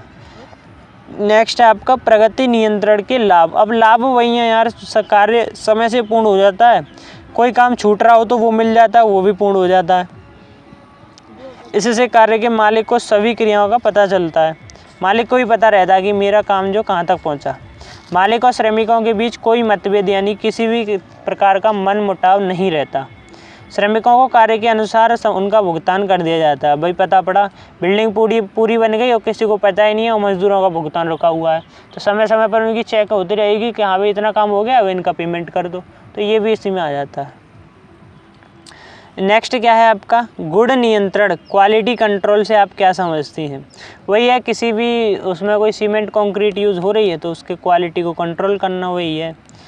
किसी वस्तु की गुणवत्ता को बनाए रखने के लिए समय समय पर इसके कच्चे माल उत्पादन प्रक्रिया आदि पर नियंत्रण रखना, निरीक्षण करना अति आवश्यक है और यह काम अभियंता द्वारा किया जाता है। यदि निर्माण कार्य के दौरान समय समय पर निरीक्षण न किया जाए तो ठेकेदार कार्य पर सामग्री घटिया किस्म की कम लगाते हैं और इससे क्या होता है, इससे कार्य की आयु और सुंदरता और सुगमता भी कम हो जाती है। गुण नियंत्रण वही क्वालिटी कंट्रोल करना, समय समय पर देखते रहोगे तो जो ठेकेदार है वो अच्छे रेशियो में लगाएगा आपका कंक्रीट, और जब चेक ही नहीं करोगे तो उसको भी पता है कि भाई चेक तो होनी नहीं है, किसी भी रेशियो में लगा दो, जब लग जाएगी तो वो बन जाएगी बिल्डिंग, बनेगी तो बनने के बाद में फिर वो बेकार हो जाएगी, उसकी सुंदरता वगैरह और जो स्ट्रेंथ है वो भी सब कुछ बेकार में ही चला जाएगा। तो क्वालिटी कंट्रोल बहुत ज़रूरी है, ठीक है। गुण नियंत्रण एवं नियंत्रण या निरीक्षण का उद्देश्य, आवश्यकता उसकी, क्वालिटी कंट्रोल की आवश्यकता क्यों पड़ी हुई, ताकि हमारी जो स्ट्रक्चर है वो सही से स्ट्रेंथेबल बने, है नहीं। निर्माण कार्य को योजना के अनुसार और सूचीबद्ध तरीके से कराने के लिए सभी श्रमिकों पर नियंत्रण रहे जिससे वे अनुशासनात्मक तरीके से कार्य करें और कार्य में कोई त्रुटि ना हो। ठेकेदार पर नियंत्रण रहे ताकि निर्माण के प्रयोग में होने वाली सामग्री घटिया क्वालिटी की ना हो। अभियंता निरीक्षण के दौरान कंक्रीट अनुपात की भी जांच कर सके और संरचना सामर्थ्यवान स्ट्रेंथेबल बन सके। कार्य को समय से पूर्ण कराने के लिए क्वालिटी कंट्रोल, ठीक है, वो वही हैं पीछे के जितने भी पढ़े थे हमने। निर्माण के मुख्य मदें यानी आइटम्स के बारे में समझाइए जिनकी गुणवत्ता नियंत्रण की आवश्यकता होती है। जो उनका गुण है उसमें नियंत्रण की कंट्रोल की जो आवश्यकता है वो तो क्वालिटी कंट्रोल की ज़रूरत होती है। देखिए निर्माण कार्य के दौरान, अब देखिए निर्माण कार्य की कोई भी कंस्ट्रक्शन बिल्डिंग बनवानी है तो उसके सबसे पहला काम क्या होगा, नींव ही तो होगी, जो नींव मृदा होगी वही तो होगी, फंडामेंटल सॉइल, फिर चिनाई कार्य होगा, कंक्रीट कार्य, फर्माबंदी, जलरोधी उपचार, प्रकाष्ठ कार्य और प्रबलन इस्पात। 7 पॉइंट है, इनको 7 पॉइंट को याद कर लेना, ठीक है। ये निर्माण कार्य के दौरान मुख्य मदें निम्नलिखित हैं जिनकी गुणवत्ता की नियंत्रण की आवश्यकता होती है। बिल्डिंग बनानी है, वहाँ की सॉइल चेक नहीं करोगे पहले कि उसकी स्ट्रेंथेबल है, बियरिंग कैपेसिटी कैसी है सॉइल की, और वो इतना वजन सहन कर पाएगी नहीं कर पाएगी, ऐसे बिल्डिंग बना दोगे नहीं ना, तो पहले उसको चेक करना पड़ेगा तभी तो उसको आप सही तरीके से बना पाओगे। तो वही पूछा है कि कौन कौन से हैं टॉपिक, यानी कौन कौन से वो मदें हैं, आइटम्स हैं जिनके जो चेक करने चाहिए।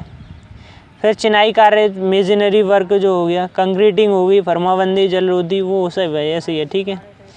नींव मृदा में वही नींव की धारण क्षमता चेक करना, मृदा की जो है। चिनाई कार्य प्रथम श्रेणी की ईंटें लगानी है, द्वितीय श्रेणी की, तृतीय श्रेणी की, ये कैसे। कंक्रीट कार्य उच्च गुणवत्ता वाली कंक्रीट का यूज़ करना है उसमें, ठीक है। उसकी कुटाई तराई कंक्रीट की वही हो गया। फर्माबंदी में इसकी आंतरिक सतह चिकनी और दृढ़ हो, जलरोधी हो, इस्पात की। फर्माबंदी क्या होगी, फर्माबंदी में इसकी जो अंदर की सतह है वो चिकनी होनी चाहिए ताकि जो स्ट्रक्चर है वो भी सुंदर सा दिख सके। जलरोधी उपचार, सीलन रोधी सामग्री का उपयोग करें उसमें, और कुर्सी तल, दीवारों, छतों में आदि पर यहाँ पे उपयोग करें सीलन रोधी का सामग्री का। प्रकाष्ठ यानी लकड़ी वाला कार्य क्या है, जहाँ पे लकड़ी का यूज़ होना वहाँ लकड़ी का यूज़ करें इसमें। प्रबलन इस्पात, प्रयोग ग्रेड के आधार पर इन छड़ों का व्यास और प्रबलन और बेंडिंग आदि को ध्यान में रखना चाहिए। जितने प्रबलन इस्पात होती हैं छड़ें, उनकी जो है आपको क्या ग्रेड को ध्यान में रखिए यूज़ में करना चाहिए इनको। आगे है निर्माण कार्य में दुर्घटनाओं से आप क्या समझते हैं, समझाइए। निर्माण कार्य, अब देखिए कोई भी कंस्ट्रक्शन वर्क हो रहा है, ठीक है, क्या हो रहा है, कोई भी कंस्ट्रक्शन वर्क हो रहा है। अब कोई ज़रूरी तो ही ना कंस्ट्रक्शन वर्क जो है आपका सही तरीके से पूर्ण हो जाए, उसमें कोई दुर्घटना भी तो हो सकती है। तो अब ये जो चैप्टर है वो दुर्घटना के बारे में, एक्सीडेंट के बारे में, जो भी कंस्ट्रक्शन वर्क के समय हो सकता है। देखिए ऐसी कोई अप्रिय घटना जिससे किसी वस्तु, उपकरण, सामग्री, समय, कार्य को कोई नुकसान हो तो इसे घटना को ही दुर्घटना कहते हैं। आंकड़ों से ज्ञात हुआ है कि 85% दुर्घटनाएं मानव की गलतियों की वजह से होती हैं। अब वही है, अब जो दुर्घटना होगी वो तुम्हें प्रिय होगी नहीं होगी ना, अप्रिय दुर्घटना होगी।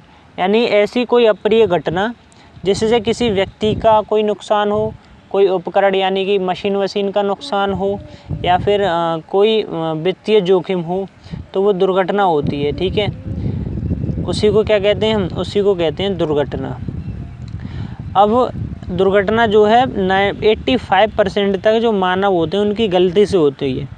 अब आपका वो कार चला रहे हो रोड पे और फ़ोन आ गया, आपने फ़ोन रिसीव कर लिया, तो आधा ध्यान फ़ोन पे बात करने में, आधा ध्यान चलाने में, अचानक से कोई गाड़ी आ गई तो हो गया एक्सीडेंट।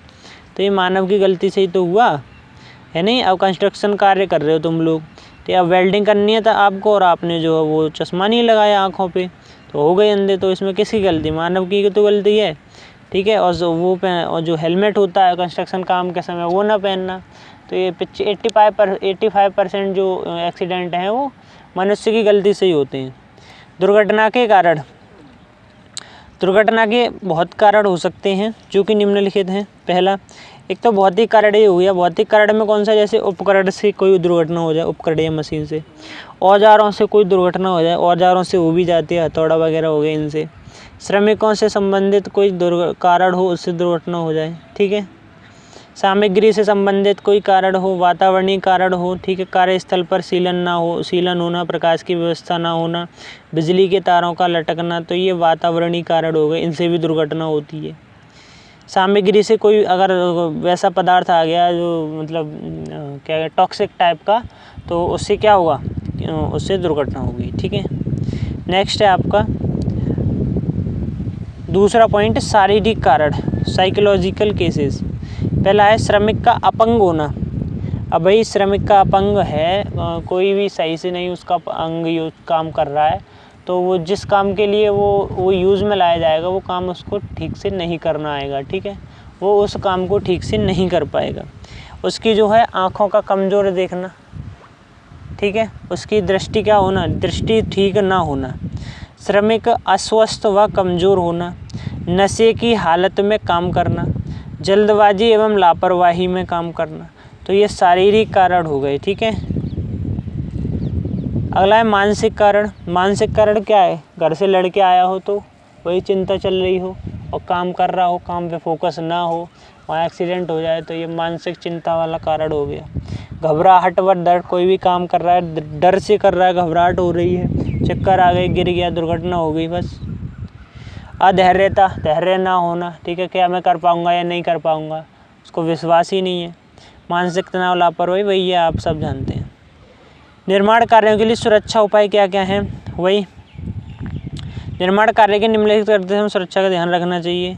अगर खुदाई कार्य कर रहे हैं तो सुरक्षा सेफ्टी बहुत ज़रूरी है। अगर भेदन या विस्फोटन कर रहे हैं, चट्टानों का विस्फोटन कर रहे हैं, तो उसके लिए सुरक्षा बहुत ज़रूरी है। गर्म विटामिन प्रलेपन के लिए, सीढ़ी एवं फर्माबंदी के लिए, और ठाई कार्य के लिए। चलिए देखिए नेक्स्ट क्वेश्चन है, सार्वजनिक विभागों में लेखा रखने पर प्रकाश डालिए। तो लेखा रखने की आवश्यकता हमको क्यों पड़ी, किसी भी चीज़ का लेखा जोखा क्यों रखा जाता है, क्योंकि उस चीज़ की कोई भी हानि ना हो, उसके बारे में अच्छे से पता रहे हमको, ठीक है। तो सार्वजनिक विभाग जैसे व्यापार, उद्योग, प्राइवेट कंपनियां, प्रदेश विभाग आदि में धन या वित्तीय व्यवस्था का लेखा रखना अति आवश्यक है। लेखा रखने से इंजीनियर, श्रमिक और मालिक के बीच किसी भी प्रकार का कोई तनाव या झगड़ा उत्पन्न नहीं होता है। सारी डिटेल हो गई आपके पास। तो जितना श्रमिक ने काम किया है, लेबर ने, उसका पेमेंट हो जाएगा। अगर आपको पता ही नहीं होगा कि कितना काम किया है, कोई लेखा जोखा ही नहीं होगा आपके पास, तो फिर लड़ाइयाँ होंगी, झगड़े होंगे, जिससे संबंध आपके जो है खराब होंगे। ठीक है। देश व प्रदेश के जनहित कार्यों में हर साल कई अरब धन खर्च होता है। ठीक है, सरकार द्वारा किया जाता है ये। सरकारी कार्य में विभिन्न लोग जुड़े रहने के कारण धन के हिसाब किताब की जो व्यवस्था पद्धति होना अति आवश्यक है, ताकि धन की प्राप्ति व खर्च की जांच की जा सके। धन की जांच के लिए कोई पद्धति निर्धारित न होने पर इसकी जांच करना असंभव है। तो वही है, ये धन के जो गवर्नमेंट हर साल जो है लाखों करोड़ रुपए खर्च करती है, तो उसका हिसाब किताब और लेखा जोखा रखना ही वही है। ठीक है। विभागों में लेखा रखने पर एक पद्धति बनाई गई, जिसे PWD सिस्टम ऑफ अकाउंट के नाम से जाना जाता है। इसको हिंदी में सार्वजनिक लोक निर्माण पद्धति कहा जाता है। अब ये सिस्टम किसके लिए है? ये है आपके लेखा जोखा रखने के लिए, धन संपत्ति का लेखा जोखा रखने के लिए। ठीक है। और यह पद्धति पूर्णतः वैज्ञानिक व दोष रहित है, इसमें कोई भी दोष नहीं है इस पद्धति में। ठीक है भाई। तो ये है आपकी लेखा रखने की आवश्यकता हमें इसीलिए पड़ी। तो ये तो नॉर्मल सी चीज़ें हैं, ये लिख देना इनको। तो नेक्स्ट है आपका उपस्थिति नामावली या मास्टर रोल किस कार्य के लिए प्रयोग की जाती है? प्रपत्र सहित समझाइए। देखिए, मास्टर रोल जो होता है ना, वो प्रेजेंट के लिए यूज किया जाता है। ठीक है। जब कोई विभाग किसी निर्माण कार्य को दैनिक श्रमिक रखकर कराता है, यानी कि डेली मजदूर रख के कोई भी काम हो रहा है, तब कार्यस्थल पर काम कर रहे सभी श्रमिकों की उपस्थिति या उनका ब्यौरा एक निर्धारित प्रपत्र पर चढ़ाया जाता है, जिसे उपस्थिति नामावली कहते हैं, या मास्टर रोल भी इसको कहा जाता है। ठीक है। मास्टर रोल सार्वजनिक लेखा फॉर्म 21, ये कहते हैं कौन सा? सार्वजनिक लेखा फॉर्म 21 यानी PW फॉर्म 21 पर बनाया जाता है। कौन सी? जो मास्टर रोल होता है। ठीक है। तो समझ में आएगा मास्टर रोल क्या होता है। ये एक वही वो होता है, फॉर्म होता है जिस पे क्या करते हैं, जिस पे मजदूरों की उपस्थिति प्रेजेंट चढ़ती है कि आज भाई कौन सा मजदूर आया है, कौन सा नहीं आया है। ठीक है। श्रमिकों की उपस्थिति इसी फॉर्म पर भरी जाती है तथा सप्ताह में एक बार या फिर महीने में एक बार उनका भुगतान कर दिया जाता है। ठीक है। अब वो आपके ऊपर डिपेंड है, या आप सप्ताह में भुगतान कर दो उनका या फिर महीने में कर दो। तो ये मास्टर रोल होता है। ठीक। आगे बात है, मुझे नहीं लगता ये आपको कुछ समझ में नहीं आया होगा। इसमें मास्टर रोल वही होता है जिसमें आपकी जो मजदूर होते हैं उनके प्रेजेंट को लगाया जाता है, या फिर उनका ब्यौरा रखा जाता है, किसको कितना पैसा गया, किसने कितना काम किया, ये सब। ठीक है। और ये PW फॉर्म कितने पे? 21 पे पाई जाती है। नेक्स्ट है माप पुस्तिका। ठीक है। Measurement book. मेजरमेंट बुक के महत्व को समझाइए। इस पुस्तिका के रख रखाव के संबंध में टिप्पणी लिखिए। मेजरमेंट बुक आप सभी जानते हैं, इसको MB कहते हैं हिंदी में। ठीक है। वो बहुत ही इंपॉर्टेंट क्वेश्चन है और अच्छा क्वेश्चन भी है।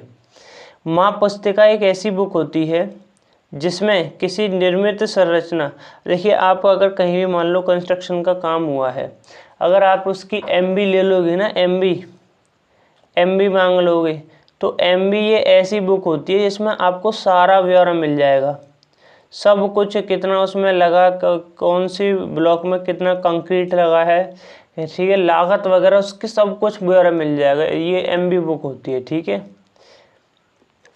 निर्मित संरचना में किए गए कार्यों की मद और उपयोग में लाई गई सामग्री की मात्रा का विस्तृत विवरण होता है।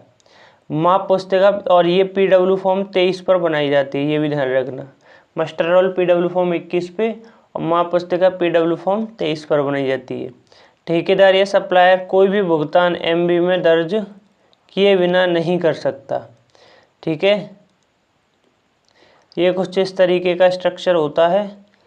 ये कौन सी है? ये PW फॉर्म 23 पे है। ठीक है। तो ये बना लेना आप। माप पुस्तिका का रख रखाव। अब देखिए, इतनी इम्पोर्टेंट बुक है तो उसका रख रखाव भी तो अच्छे से होना चाहिए। एक अत्यंत महत्वपूर्ण अभिलेख है, यह एक अत्यंत महत्वपूर्ण अभिलेख है, इसके रख रखाव में पर्याप्त सावधानी बरतनी चाहिए। अत्यंत महत्वपूर्ण है, बहुत ही इंपॉर्टेंट बुक है, ठीक है। इसीलिए नंबर फर्स्ट क्या है, एमबी जो है 100 पृष्ठ की होती है, प्रत्येक पृष्ठ पर नंबर या क्रमांक डाला हुआ होता है। दूसरा, कार्यालय से जब भी एमबी लो तो पेज गिनो, ठीक है। कार्यालय से जब भी एमबी लो पेज गिनो कि इसमें 100 पेज हैं कि नहीं।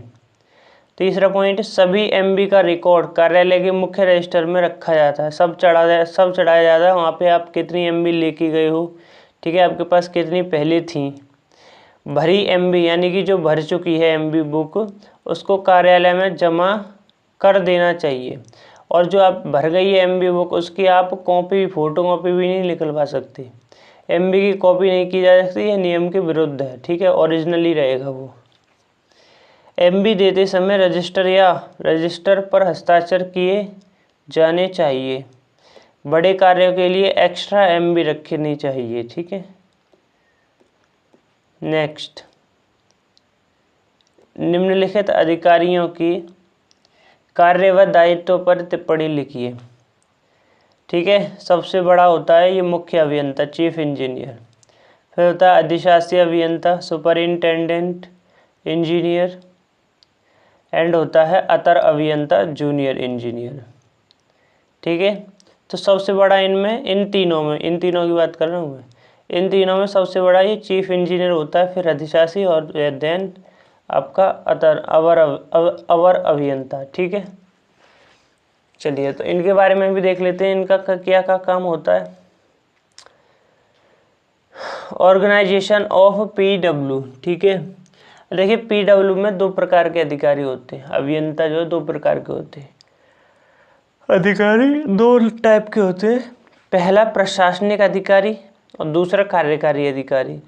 किसी भी विभाग या को सुचारू रूप से चलाने के लिए संगठन की आवश्यकता होती है। पीडब्ल्यू में ये संगठन निम्न 2 अधिकारियों में बटा हुआ है, पहला प्रशासनिक अधिकारी और दूसरा कार्यकारी अधिकारी। अब प्रशासनिक अधिकारी किसे कहेंगे, एडमिनिस्ट्रेटिव ऑफिसर। इस विभाग के अधिकारी कार्य विभाग के प्रशासन व उन पर पूर्ण नियंत्रण रखते हैं। हालांकि ये साइट पर काम नहीं करते, लेकिन समय समय पर उसका निरीक्षण जरूर करते हैं। इसके अधिकारी कुछ निम्नलिखित हैं, मुख्य इंजीनियर हो गया, अधीक्षण इंजीनियर हो गया, ये सब क्या है, ये प्रशासनिक अधिकारी हैं, ठीक है। ये लोग साइट वगैरह पे तो नहीं जाते, लेकिन सारी डिटेल रहती है इनके पास में, और जा भी सकते हैं चेक करने के लिए, वही बड़े आदमी हैं तो, है नहीं, रोक थोड़ी ना लोगे आप जाएंगे तो ये मुख्य अभियंता, देखो ये दूसरा ऑप्शन और पहला क्वेश्चन और दूसरा क्वेश्चन, ये कौन से हैं, ये सब क्या हैं, प्रशासनिक अधिकारी हैं, ठीक है। कौन से हैं ये, प्रशासनिक अधिकारी हैं। आइए समझ में, चलो नेक्स्ट देखो। अब आएंगे कार्यकारी अधिकारी। ये कौन से अधिकारी होते हैं, ये साइट पे जाके काम करते हैं, ठीक है। ये अधिकारी विभाग में चल रहे कार्यों पर प्रत्यक्ष रूप से मौजूद होते हैं। ये निर्माण प्रगति भुगतान के लिए सीधे उत्तरदायी होते हैं, जैसे अधिशासी, एग्जीक्यूटिव इंजीनियर, ठीक है, उपखंड अभियंता, अवर अभियंता, जूनियर इंजीनियर, साइट पे रहते हैं ये सब लोग। अब मुख्य अभियंता के बारे में पूछा था ना उसने, तो अब देख लो मुख्य अभियंता के बारे में, थोड़ा सा जूम कर दूं मैं, 1 मिनट, ठीक है। मुख्य अभियंता, चीफ इंजीनियर क्या होता है, यह अभियंता अपने विभाग का सर्वोच्च अधिकारी होता है। इंजीनियर लाइन में सबसे बड़ा अधिकारी यही होता है, मुख्य अभियंता, ठीक है, तथा विभाग के कार्यों का प्रशासनिक नियंत्रण रखता है। यह अपने विभाग के खर्च, आय सब पे नियंत्रण रखेगा। और मुख्य अभियंता के कार्य भी निम्नलिखित हैं, देखे कितने 5-6 पॉइंट है, 4 पॉइंट तुम लोग याद रख लेना। पहला पॉइंट क्या है, अपने विभाग की समस्याओं तथा कार्यों की रिपोर्ट शासन को हर वर्ष भेजे। जो भी शासन है, ठीक है, उसको रिपोर्ट भेजनी चाहिए इसको हर वर्ष कि कोई सा जो काम है वो कहाँ तक पहुँचा। विभाग के खर्च एवं आय पर नियंत्रण रखना चाहिए। अपने से नीचे अधिकारियों की दिशा निर्देशन करना चाहिए, ठीक है, ये चीफ इंजीनियर का काम होता है। और कुछ विशेष कार्यों के लिए सलाह भी देनी चाहिए, भाई इंजीनियर है बड़ा तो सलाह तो देगा ही। कर्मचारियों की सुविधा के संबंध में शासन से विनती करनी चाहिए। टेंडर की स्वीकृति, ठेके की अवधि आदि बढ़ाने के लिए भी स्वीकृति प्रदान करना, ये सब इसी का काम होता है। आगे अधिशासी अभियंता, ठीक है, एग्जीक्यूटिव इंजीनियर, ये भाई उससे थोड़ा नीचे पद का है, चीफ इंजीनियर से। यह अभियंता एक कर्मचारी, वो कार्यकारी अभियंता होता है जो स्वतः ही किसी निर्माण कार्य को कराते हैं, ठीक है। ये अभियंता सरकारी धन को प्राप्त करके उनका उपयुक्त व्यय करते हैं और अधिशासी को व्यापक वित्तीय तकनीक अधिकार प्राप्त होते हैं, ठीक है। अधिशासी जो अभियंता होते हैं वो कहाँ, साइट पे जाके खुद काम करते हैं, ये कार्यकारी अधिकारी होते हैं, ठीक है। कौन से, ये जो है ये कार्यकारी अधिकारी होते हैं, साइट पे जाके काम करते हैं, ठीक। आगे क्या है, इनके कार्य जान लेते हैं, क्या क्या कार्य हैं अधिशासी अभियंता के। निर्माण कार्य से संबंधित सामग्री की व्यवस्था, मशीन की, उपकरण की आदि की व्यवस्था करना। साइट पर कर रहे काम, जो मजदूर हैं जो साइट पे काम कर रहे हैं, ठीक है, या फिर जो साइट पे काम चल रहा है उसकी रिपोर्ट ऊपर भेजना, ठीक है। अधीक्षण अभियंता इससे बड़ा होता है एग्जीक्यूटिव से। निर्माण कार्यों के लिए धन प्राप्त करना, अभिकल्पना प्राक्कलन तैयार करना, समय समय पर निर्माण कार्यों का निरीक्षण और अनुरक्षण करना, सामग्री के भंडारण की उचित व्यवस्था करना। तो ये सब किसके काम है, एग्जीक्यूटिव इंजीनियर की। साइट पे है तो भाई साइट का सब कुछ उसे तो देखना पड़ेगा। अवर अभियंता जो होता है वो भी तुम्हारा साइट पे ही रहता है, जूनियर इंजीनियर जिसे कहते हैं आप लोग। अवर अभियंता को अनुभाग अधिकारी भी कहते हैं। कार्यों के सुचारू रूप से संचालन के लिए प्रत्येक विभाग में एक अवर अभियंता होता है। चाहे आप सिंचाई विभाग ले लो या आप रेलवे ले लो, कोई भी ले लो, उसमें एक जूनियर इंजीनियर जरूर होगा। यह विभाग का सबसे निम्नतम अधिकारी होता है जिसकी देखरेख में निर्माण कार्य पूर्ण होता है। निर्माण कार्य के लिए आवश्यक श्रमिक, ठेकेदार आदि की व्यवस्था यही करता है, ठीक है। कौन, जूनियर इंजीनियर, ठीक है। तो ये आपका जूनियर इंजीनियर हो गया। इसके कार्य क्या होते हैं, इसके कार्य होते हैं बिल्कुल काम को प्रॉपर तरीके से सही क्वालिटी के साथ मेंटेन कराना। ये हर मतलब जब तक काम चलेगा साइट पे ये मौजूद रहेगा, सब चीज़ पे निगरानी रखेंगे ये। और क्या कहते हैं, कंक्रीट की रेशियो वगैरह ये सब चेक करेंगे, कहाँ पे क्या दिक्कत है क्या नहीं है वो सब। कार्य की गुणवत्ता एवं प्रकृति को प्रत्यक्ष रूप से चेक करना। भंडारण में कोई क्षति और चोरी हो जाने पर आवश्यक कार्रवाई करना। समय समय पर भंडारण का सत्यापन करना। कार्यस्थल पर ऐसी व्यवस्था करना जिससे कि दुर्घटना ना हो। कार्य की माप लेकर एमबी में दर्ज करना। एमबी में कौन दर्ज करता है, एमबी में जूनियर इंजीनियर ही तो दर्ज करता है, वही जमा करता है, ठीक है। ठेकेदार को नोटिस देना, उच्च अधिकारियों को सूचित करना। और ये क्या है, अराधिकृत कब्जे को रोकना। ये सब इसके काम होते हैं, ठीक। नेक्स्ट एंड लास्ट चैप्टर है आपका उद्यमिता। एंटरप्रेन्योरशिप से आप क्या समझते हैं, विस्तार से समझाइए, ठीक है। क्या होती है भाई उद्यमिता, एंटरप्रेन्योरशिप। आप लोगों ने अभी क्रेज भी चल रहा है, पता है इसका, अभी जो है एंटरप्रेन्योर का क्रेज भी चल रहा है, तो आप लोगों को इसके बारे में पता होना चाहिए। देखिए, जब कोई अनुभवहीन व्यक्ति, जिस पे कोई अनुभव ना हो, ठीक है, अनुभवहीन व्यक्ति किसी ग्रामीण इलाके या फिर कोई और क्षेत्र हो, वहाँ पे अपना उद्योग धंधे स्थापित करने का या फिर व्यवसाय करने का साहस करता है, तो उसके इस गुण को उद्यमिता या उद्यमशीलता कहते हैं, ठीक है, एंटरप्रेन्योरशिप कहते हैं। इस कार्य में स्वप्रेरणा, साहस, जोखिम उठाने की क्षमता की आवश्यकता होती है, ठीक है। तो एंटरप्रेन्योर समझ में आ गया, एंटरप्रेन्योरशिप क्या होती है।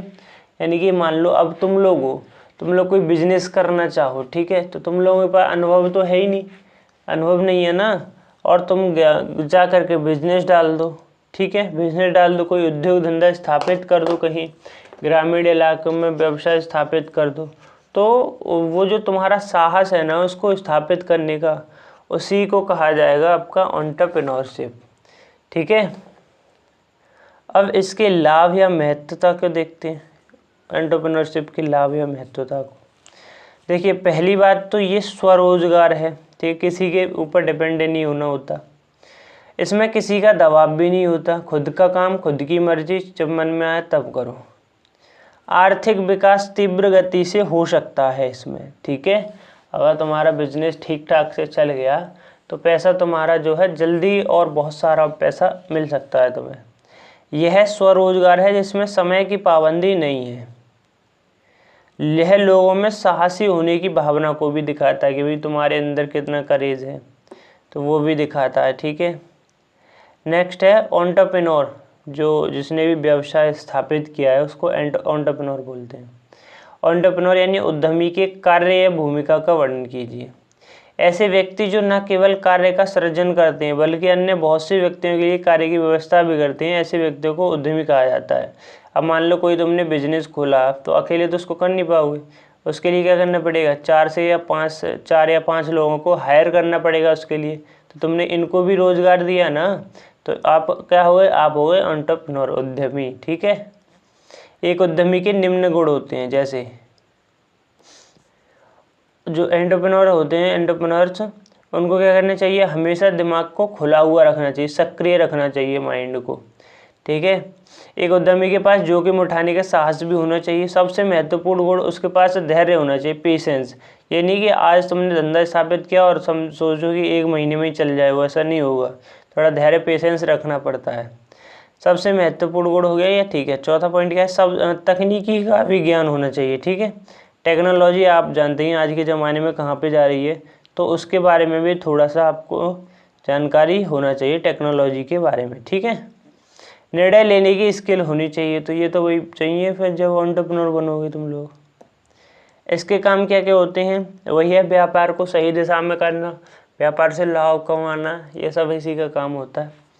व्यापार का चुनाव करके बाजार का अध्ययन करना, ठीक है, कहाँ पे उसको खोलना है, जो भी बिजनेस है वो कहाँ पे खोलना है, उस जगह का चुनाव करना।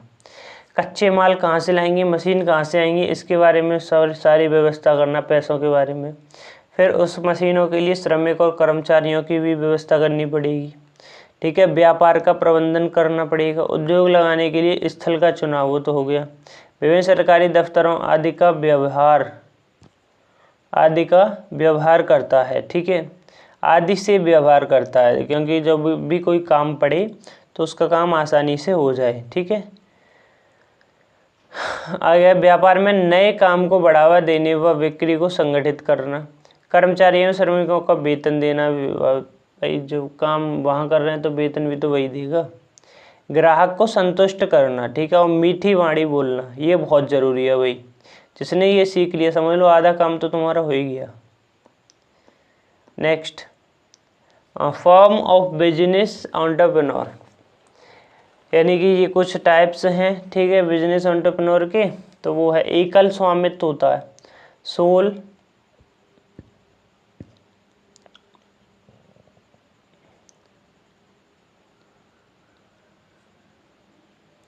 प्रोप्राइटरशिप, ठीक है, और साझेदारी पार्टनरशिप हो गया, सहकारी समिति कोऑपरेटिव, और निजी लिमिटेड कंपनी यानी प्राइवेट लिमिटेड कंपनी। तो ये बिजनेस की फॉर्म हो गई, ठीक है। यानी कि अरे इसका मतलब क्या है, आप तो या तो खुद ही कोई बिजनेस खोल लो या फिर किसी साझेदारी में खोल लो, किसी को पार्टनर बना लो। सहकारी समिति का मतलब किसी अन्य से कोई ग्रुप है उसके साथ में मिलके खोल लो या फिर कंपनी के साथ में मिलके खोल लो, तो ये बिजनेस के फॉर्म है, ठीक है। एकल स्वामित्व क्या होता है, जो खुद ही कोई रोजगार खोल लो स्वयं ही। एक प्रकार का व्यवसायिक संगठन है जिसका अर्थ होता है कि एक ही व्यक्ति का स्वामित्व, यानी कि उस जो भी बिजनेस है उसका मालिक सिर्फ एक ही व्यक्ति होता है, अर्थात एक ही व्यक्ति का व्यवसाय होता है वो। एकल स्वामित्व में एक ही व्यक्ति व्यवसाय का स्वामी या मालिक होता है। इसके लाभ क्या क्या हो सकते हैं भाई, इसके लाभ क्या क्या हो सकते हैं, जब भी आप निर्णय लोगे तो आप खुद ही लोगे, किसी से पूछोगे ही नहीं, ठीक है। मान लो अगर पार्टनरशिप होती इसमें तो उस पार्टनर से पूछना पड़ता किसी भी काम के लिए, तो इसमें आप निर्णय खुद ही ले सकते हो। व्यवसाय को स्थापना समाप्त करना सरल हो जाता है। अब मान लो तुमने व्यवसाय स्थापित तो कर दिया, अब चल ही नहीं रहा है, अब तुम्हें मर्जी है कि इसको ख़त्म करना है, तो आप कर सकते हो, आपके पास किसी की दबाव परमिशन लेने की ज़रूरत नहीं है। लेकिन पार्टनरशिप बारे में क्या होगा, आपको दूसरे से परमिशन लेनी पड़ेगी, पूछना भी पड़ेगा। ठीक है, यह व्यक्ति को अधिक लाभ कमाने के प्रेरित करता है। अब देखिए तुम्हारा खुद का ही बिजनेस है तो जो लाभ होगा वो सब तुम्हारा ही होगा, किसी में नहीं बटेगा। ठीक है, शीघ्र निर्णय लेना और किसी से ना पूछना, ये उसका लाभ हो। ठीक है, एकल स्वामित्व का लाभ ये तो बता ही दिया ना मैंने। व्यापार को पूरी तरह नियंत्रण करना, तुम्हारे हाथ में सब कंट्रोल रहेगा, तुम्हारा ही है। तो वो व्यापार की गोपनीयता को छुपा कर रखना, स्वरोजगार देना, काम को दबाव में ना करना, व्यापार में ग्राहकों के साथ अच्छे संबंध हो जाते हैं। तो ये सब क्या है, ये सब आपके एकल स्वामित्व के लाभ हैं। नेक्स्ट है साझेदारी, पार्टनरशिप क्या होती है और विशेषताएं या हानि बताइए। पार्टनरशिप जिसमें दो लोग मिलकर कोई भी उद्योग स्थापित कर लें, यह एक ऐसी संस्था है जिसमें व्यापार को करने के लिए निजी धन संपत्ति, श्रम, कौशलता का प्रयोग सामूहिक रूप से करते हैं। इसमें दो या दो से अधिक व्यक्ति भी हो सकते हैं। साझेदारी की विशेषताएं क्या होती हैं, देखिए सबसे पहली बात, इसमें दो या दो से अधिक व्यक्ति हो सकते हैं, और पहले दो होंगे या दो से अधिक होंगे, दो से कम नहीं होंगे, क्योंकि फिर वो एकल स्वामित्व में आ जाएगा। व्यापार का उद्देश्य लाभ कमाना होता है। साझेदारी व फर्म एक दूसरे से पृथक नहीं होते। व्यवसाय का संचालन सबकी सहमति से हो और वैध व्यापार का होना, ये सब साझेदारी की विशेषताएं होती हैं। अच्छा, लाभ क्या है फिर पार्टनरशिप के लाभ ये है कि अगर कोई नुकसान हो गया मान लो, तो दोनों का आधा आधा पैसा जाएगा, किसी एक पे लोड नहीं पड़ेगा। अलग अलग व्यक्तियों के सम्मिलित होने के कारण व्यापार कुशलता बढ़ जाती है। यानी कि दो व्यक्ति हैं और उन्होंने कोई धंधा स्थापित किया, अब इसका दिमाग अलग चलेगा, इसका दिमाग अलग चलेगा, तो जो भी दोनों का बेस्ट होगा तो वो इसमें लगेगा। ठीक है, तो इसमें लगेगा तो इसके फेल होने के चांसेस कम हो जाएंगे। आगे क्या है, साझेदारी होने के कारण अधिक पूंजी भी लगा सकते हैं। ठीक है, साझेदारी पे पैसा जो है वो ज़्यादा भी लगा सकते हैं। साझेदारी में जितना अधिक परिश्रम किया जाएगा उतना ही ज़्यादा लाभ होगा। निर्णय लेने में कई व्यक्ति होते हैं इसलिए और सटीक निर्णय लिया जाता है। एकल स्वामित्व में क्या था, अकेले ही कोई गलत निर्णय ले लिया तो कोई कुछ कह ही नहीं रहा है। अगर इसमें आपने गलत निर्णय लिया तो एकदम से दूसरा वाला अलर्ट कर देगा, तो इसमें क्या होगा, बिल्कुल सटीक निर्णय लिया जाएगा। अच्छा, इसकी हानियाँ भी तो होंगी। हानियाँ क्या हैं, बड़े उद्योग के लिए पूंजी जमा नहीं हो पाती। जो भी प्रॉफिट हुआ वो मान लो 100 रुपये का प्रॉफिट हुआ, तो जितने साझेदार हैं उसमें बढ़ जाएगा, तो वो एक कलेक्ट नहीं हो पाता पैसा। साझेदार की नीयत खराब हुई तो पूरा व्यवसाय को नुकसान हो जाता है। निर्णय लेने में देरी हो सकती है। मान लो अब तुम्हें कोई अर्जेंट निर्णय लेना है और कोई तुम्हारा जो पार्टनर है वो है ही नहीं यहाँ पे, तो उस समय क्या होगा, निर्णय लेने में देरी हो जाएगी। ठीक है, साझेदारी की मृत्यु होने पे साझेदारी समाप्त हो जाती है। तो ये थे इसके वो। ठीक है, तो आई थिंक ये चैप्टर जो है कंप्लीट हो चुका है आपका। भाई बहुत मेहनत लगी है इसको बनाने में, तो इसलिए प्लीज़ यार वीडियो को लाइक कर देना और चैनल को ज़रूर सब्सक्राइब कर लेना। और सुनना अभी जाना मत, एक इम्पोर्टेंट बात बताऊँगा। ठीक है, क्या करना, चैनल को ज़रूर सब्सक्राइब करना। और देखिए इम्पोर्टेंट बात ये है कि जो DSS है आपका, डिज़ाइन ऑफ स्टील स्ट्रक्चर, इसमें क्या है, इसकी आपको एक कंप्लीट मैराथन मिलेगी। ठीक है, क्या मिलेगी, कंप्लीट मैराथन मिलेगी, और उसी में हम लोग डिज़ाइन के इम्पोर्टेंट क्वेश्चन देख लेंगे। ठीक है, इम्पोर्टेंट क्वेश्चन जो हैं वो देख लेंगे डिज़ाइन के। अब देखिए इतनी जल्दी क्यों कर रहा हूँ मैं, क्योंकि आपके पेपर जो है नज़दीक हैं, तो इसीलिए थोड़ा फास्ट तरीके से काम करना पड़ेगा। क्यों, क्योंकि अभी से अगर आपको प्रोवाइड में करा दूंगा तो आप लोग पेपर तक 2 से 3 बार या 4 बार उसको पढ़ लोगे तो याद हो जाएगा। ठीक है, तो यही थी भाई आज की वीडियो। उम्मीद है आप लोगों को पसंद आई होगी, और जिन लोगों ने चैनल को सब्सक्राइब नहीं कर रखा कर लो यार सब्सक्राइब, और वीडियो को भी लाइक कर देना और दोस्तों के पास भी शेयर कर देना भाई। ठीक है।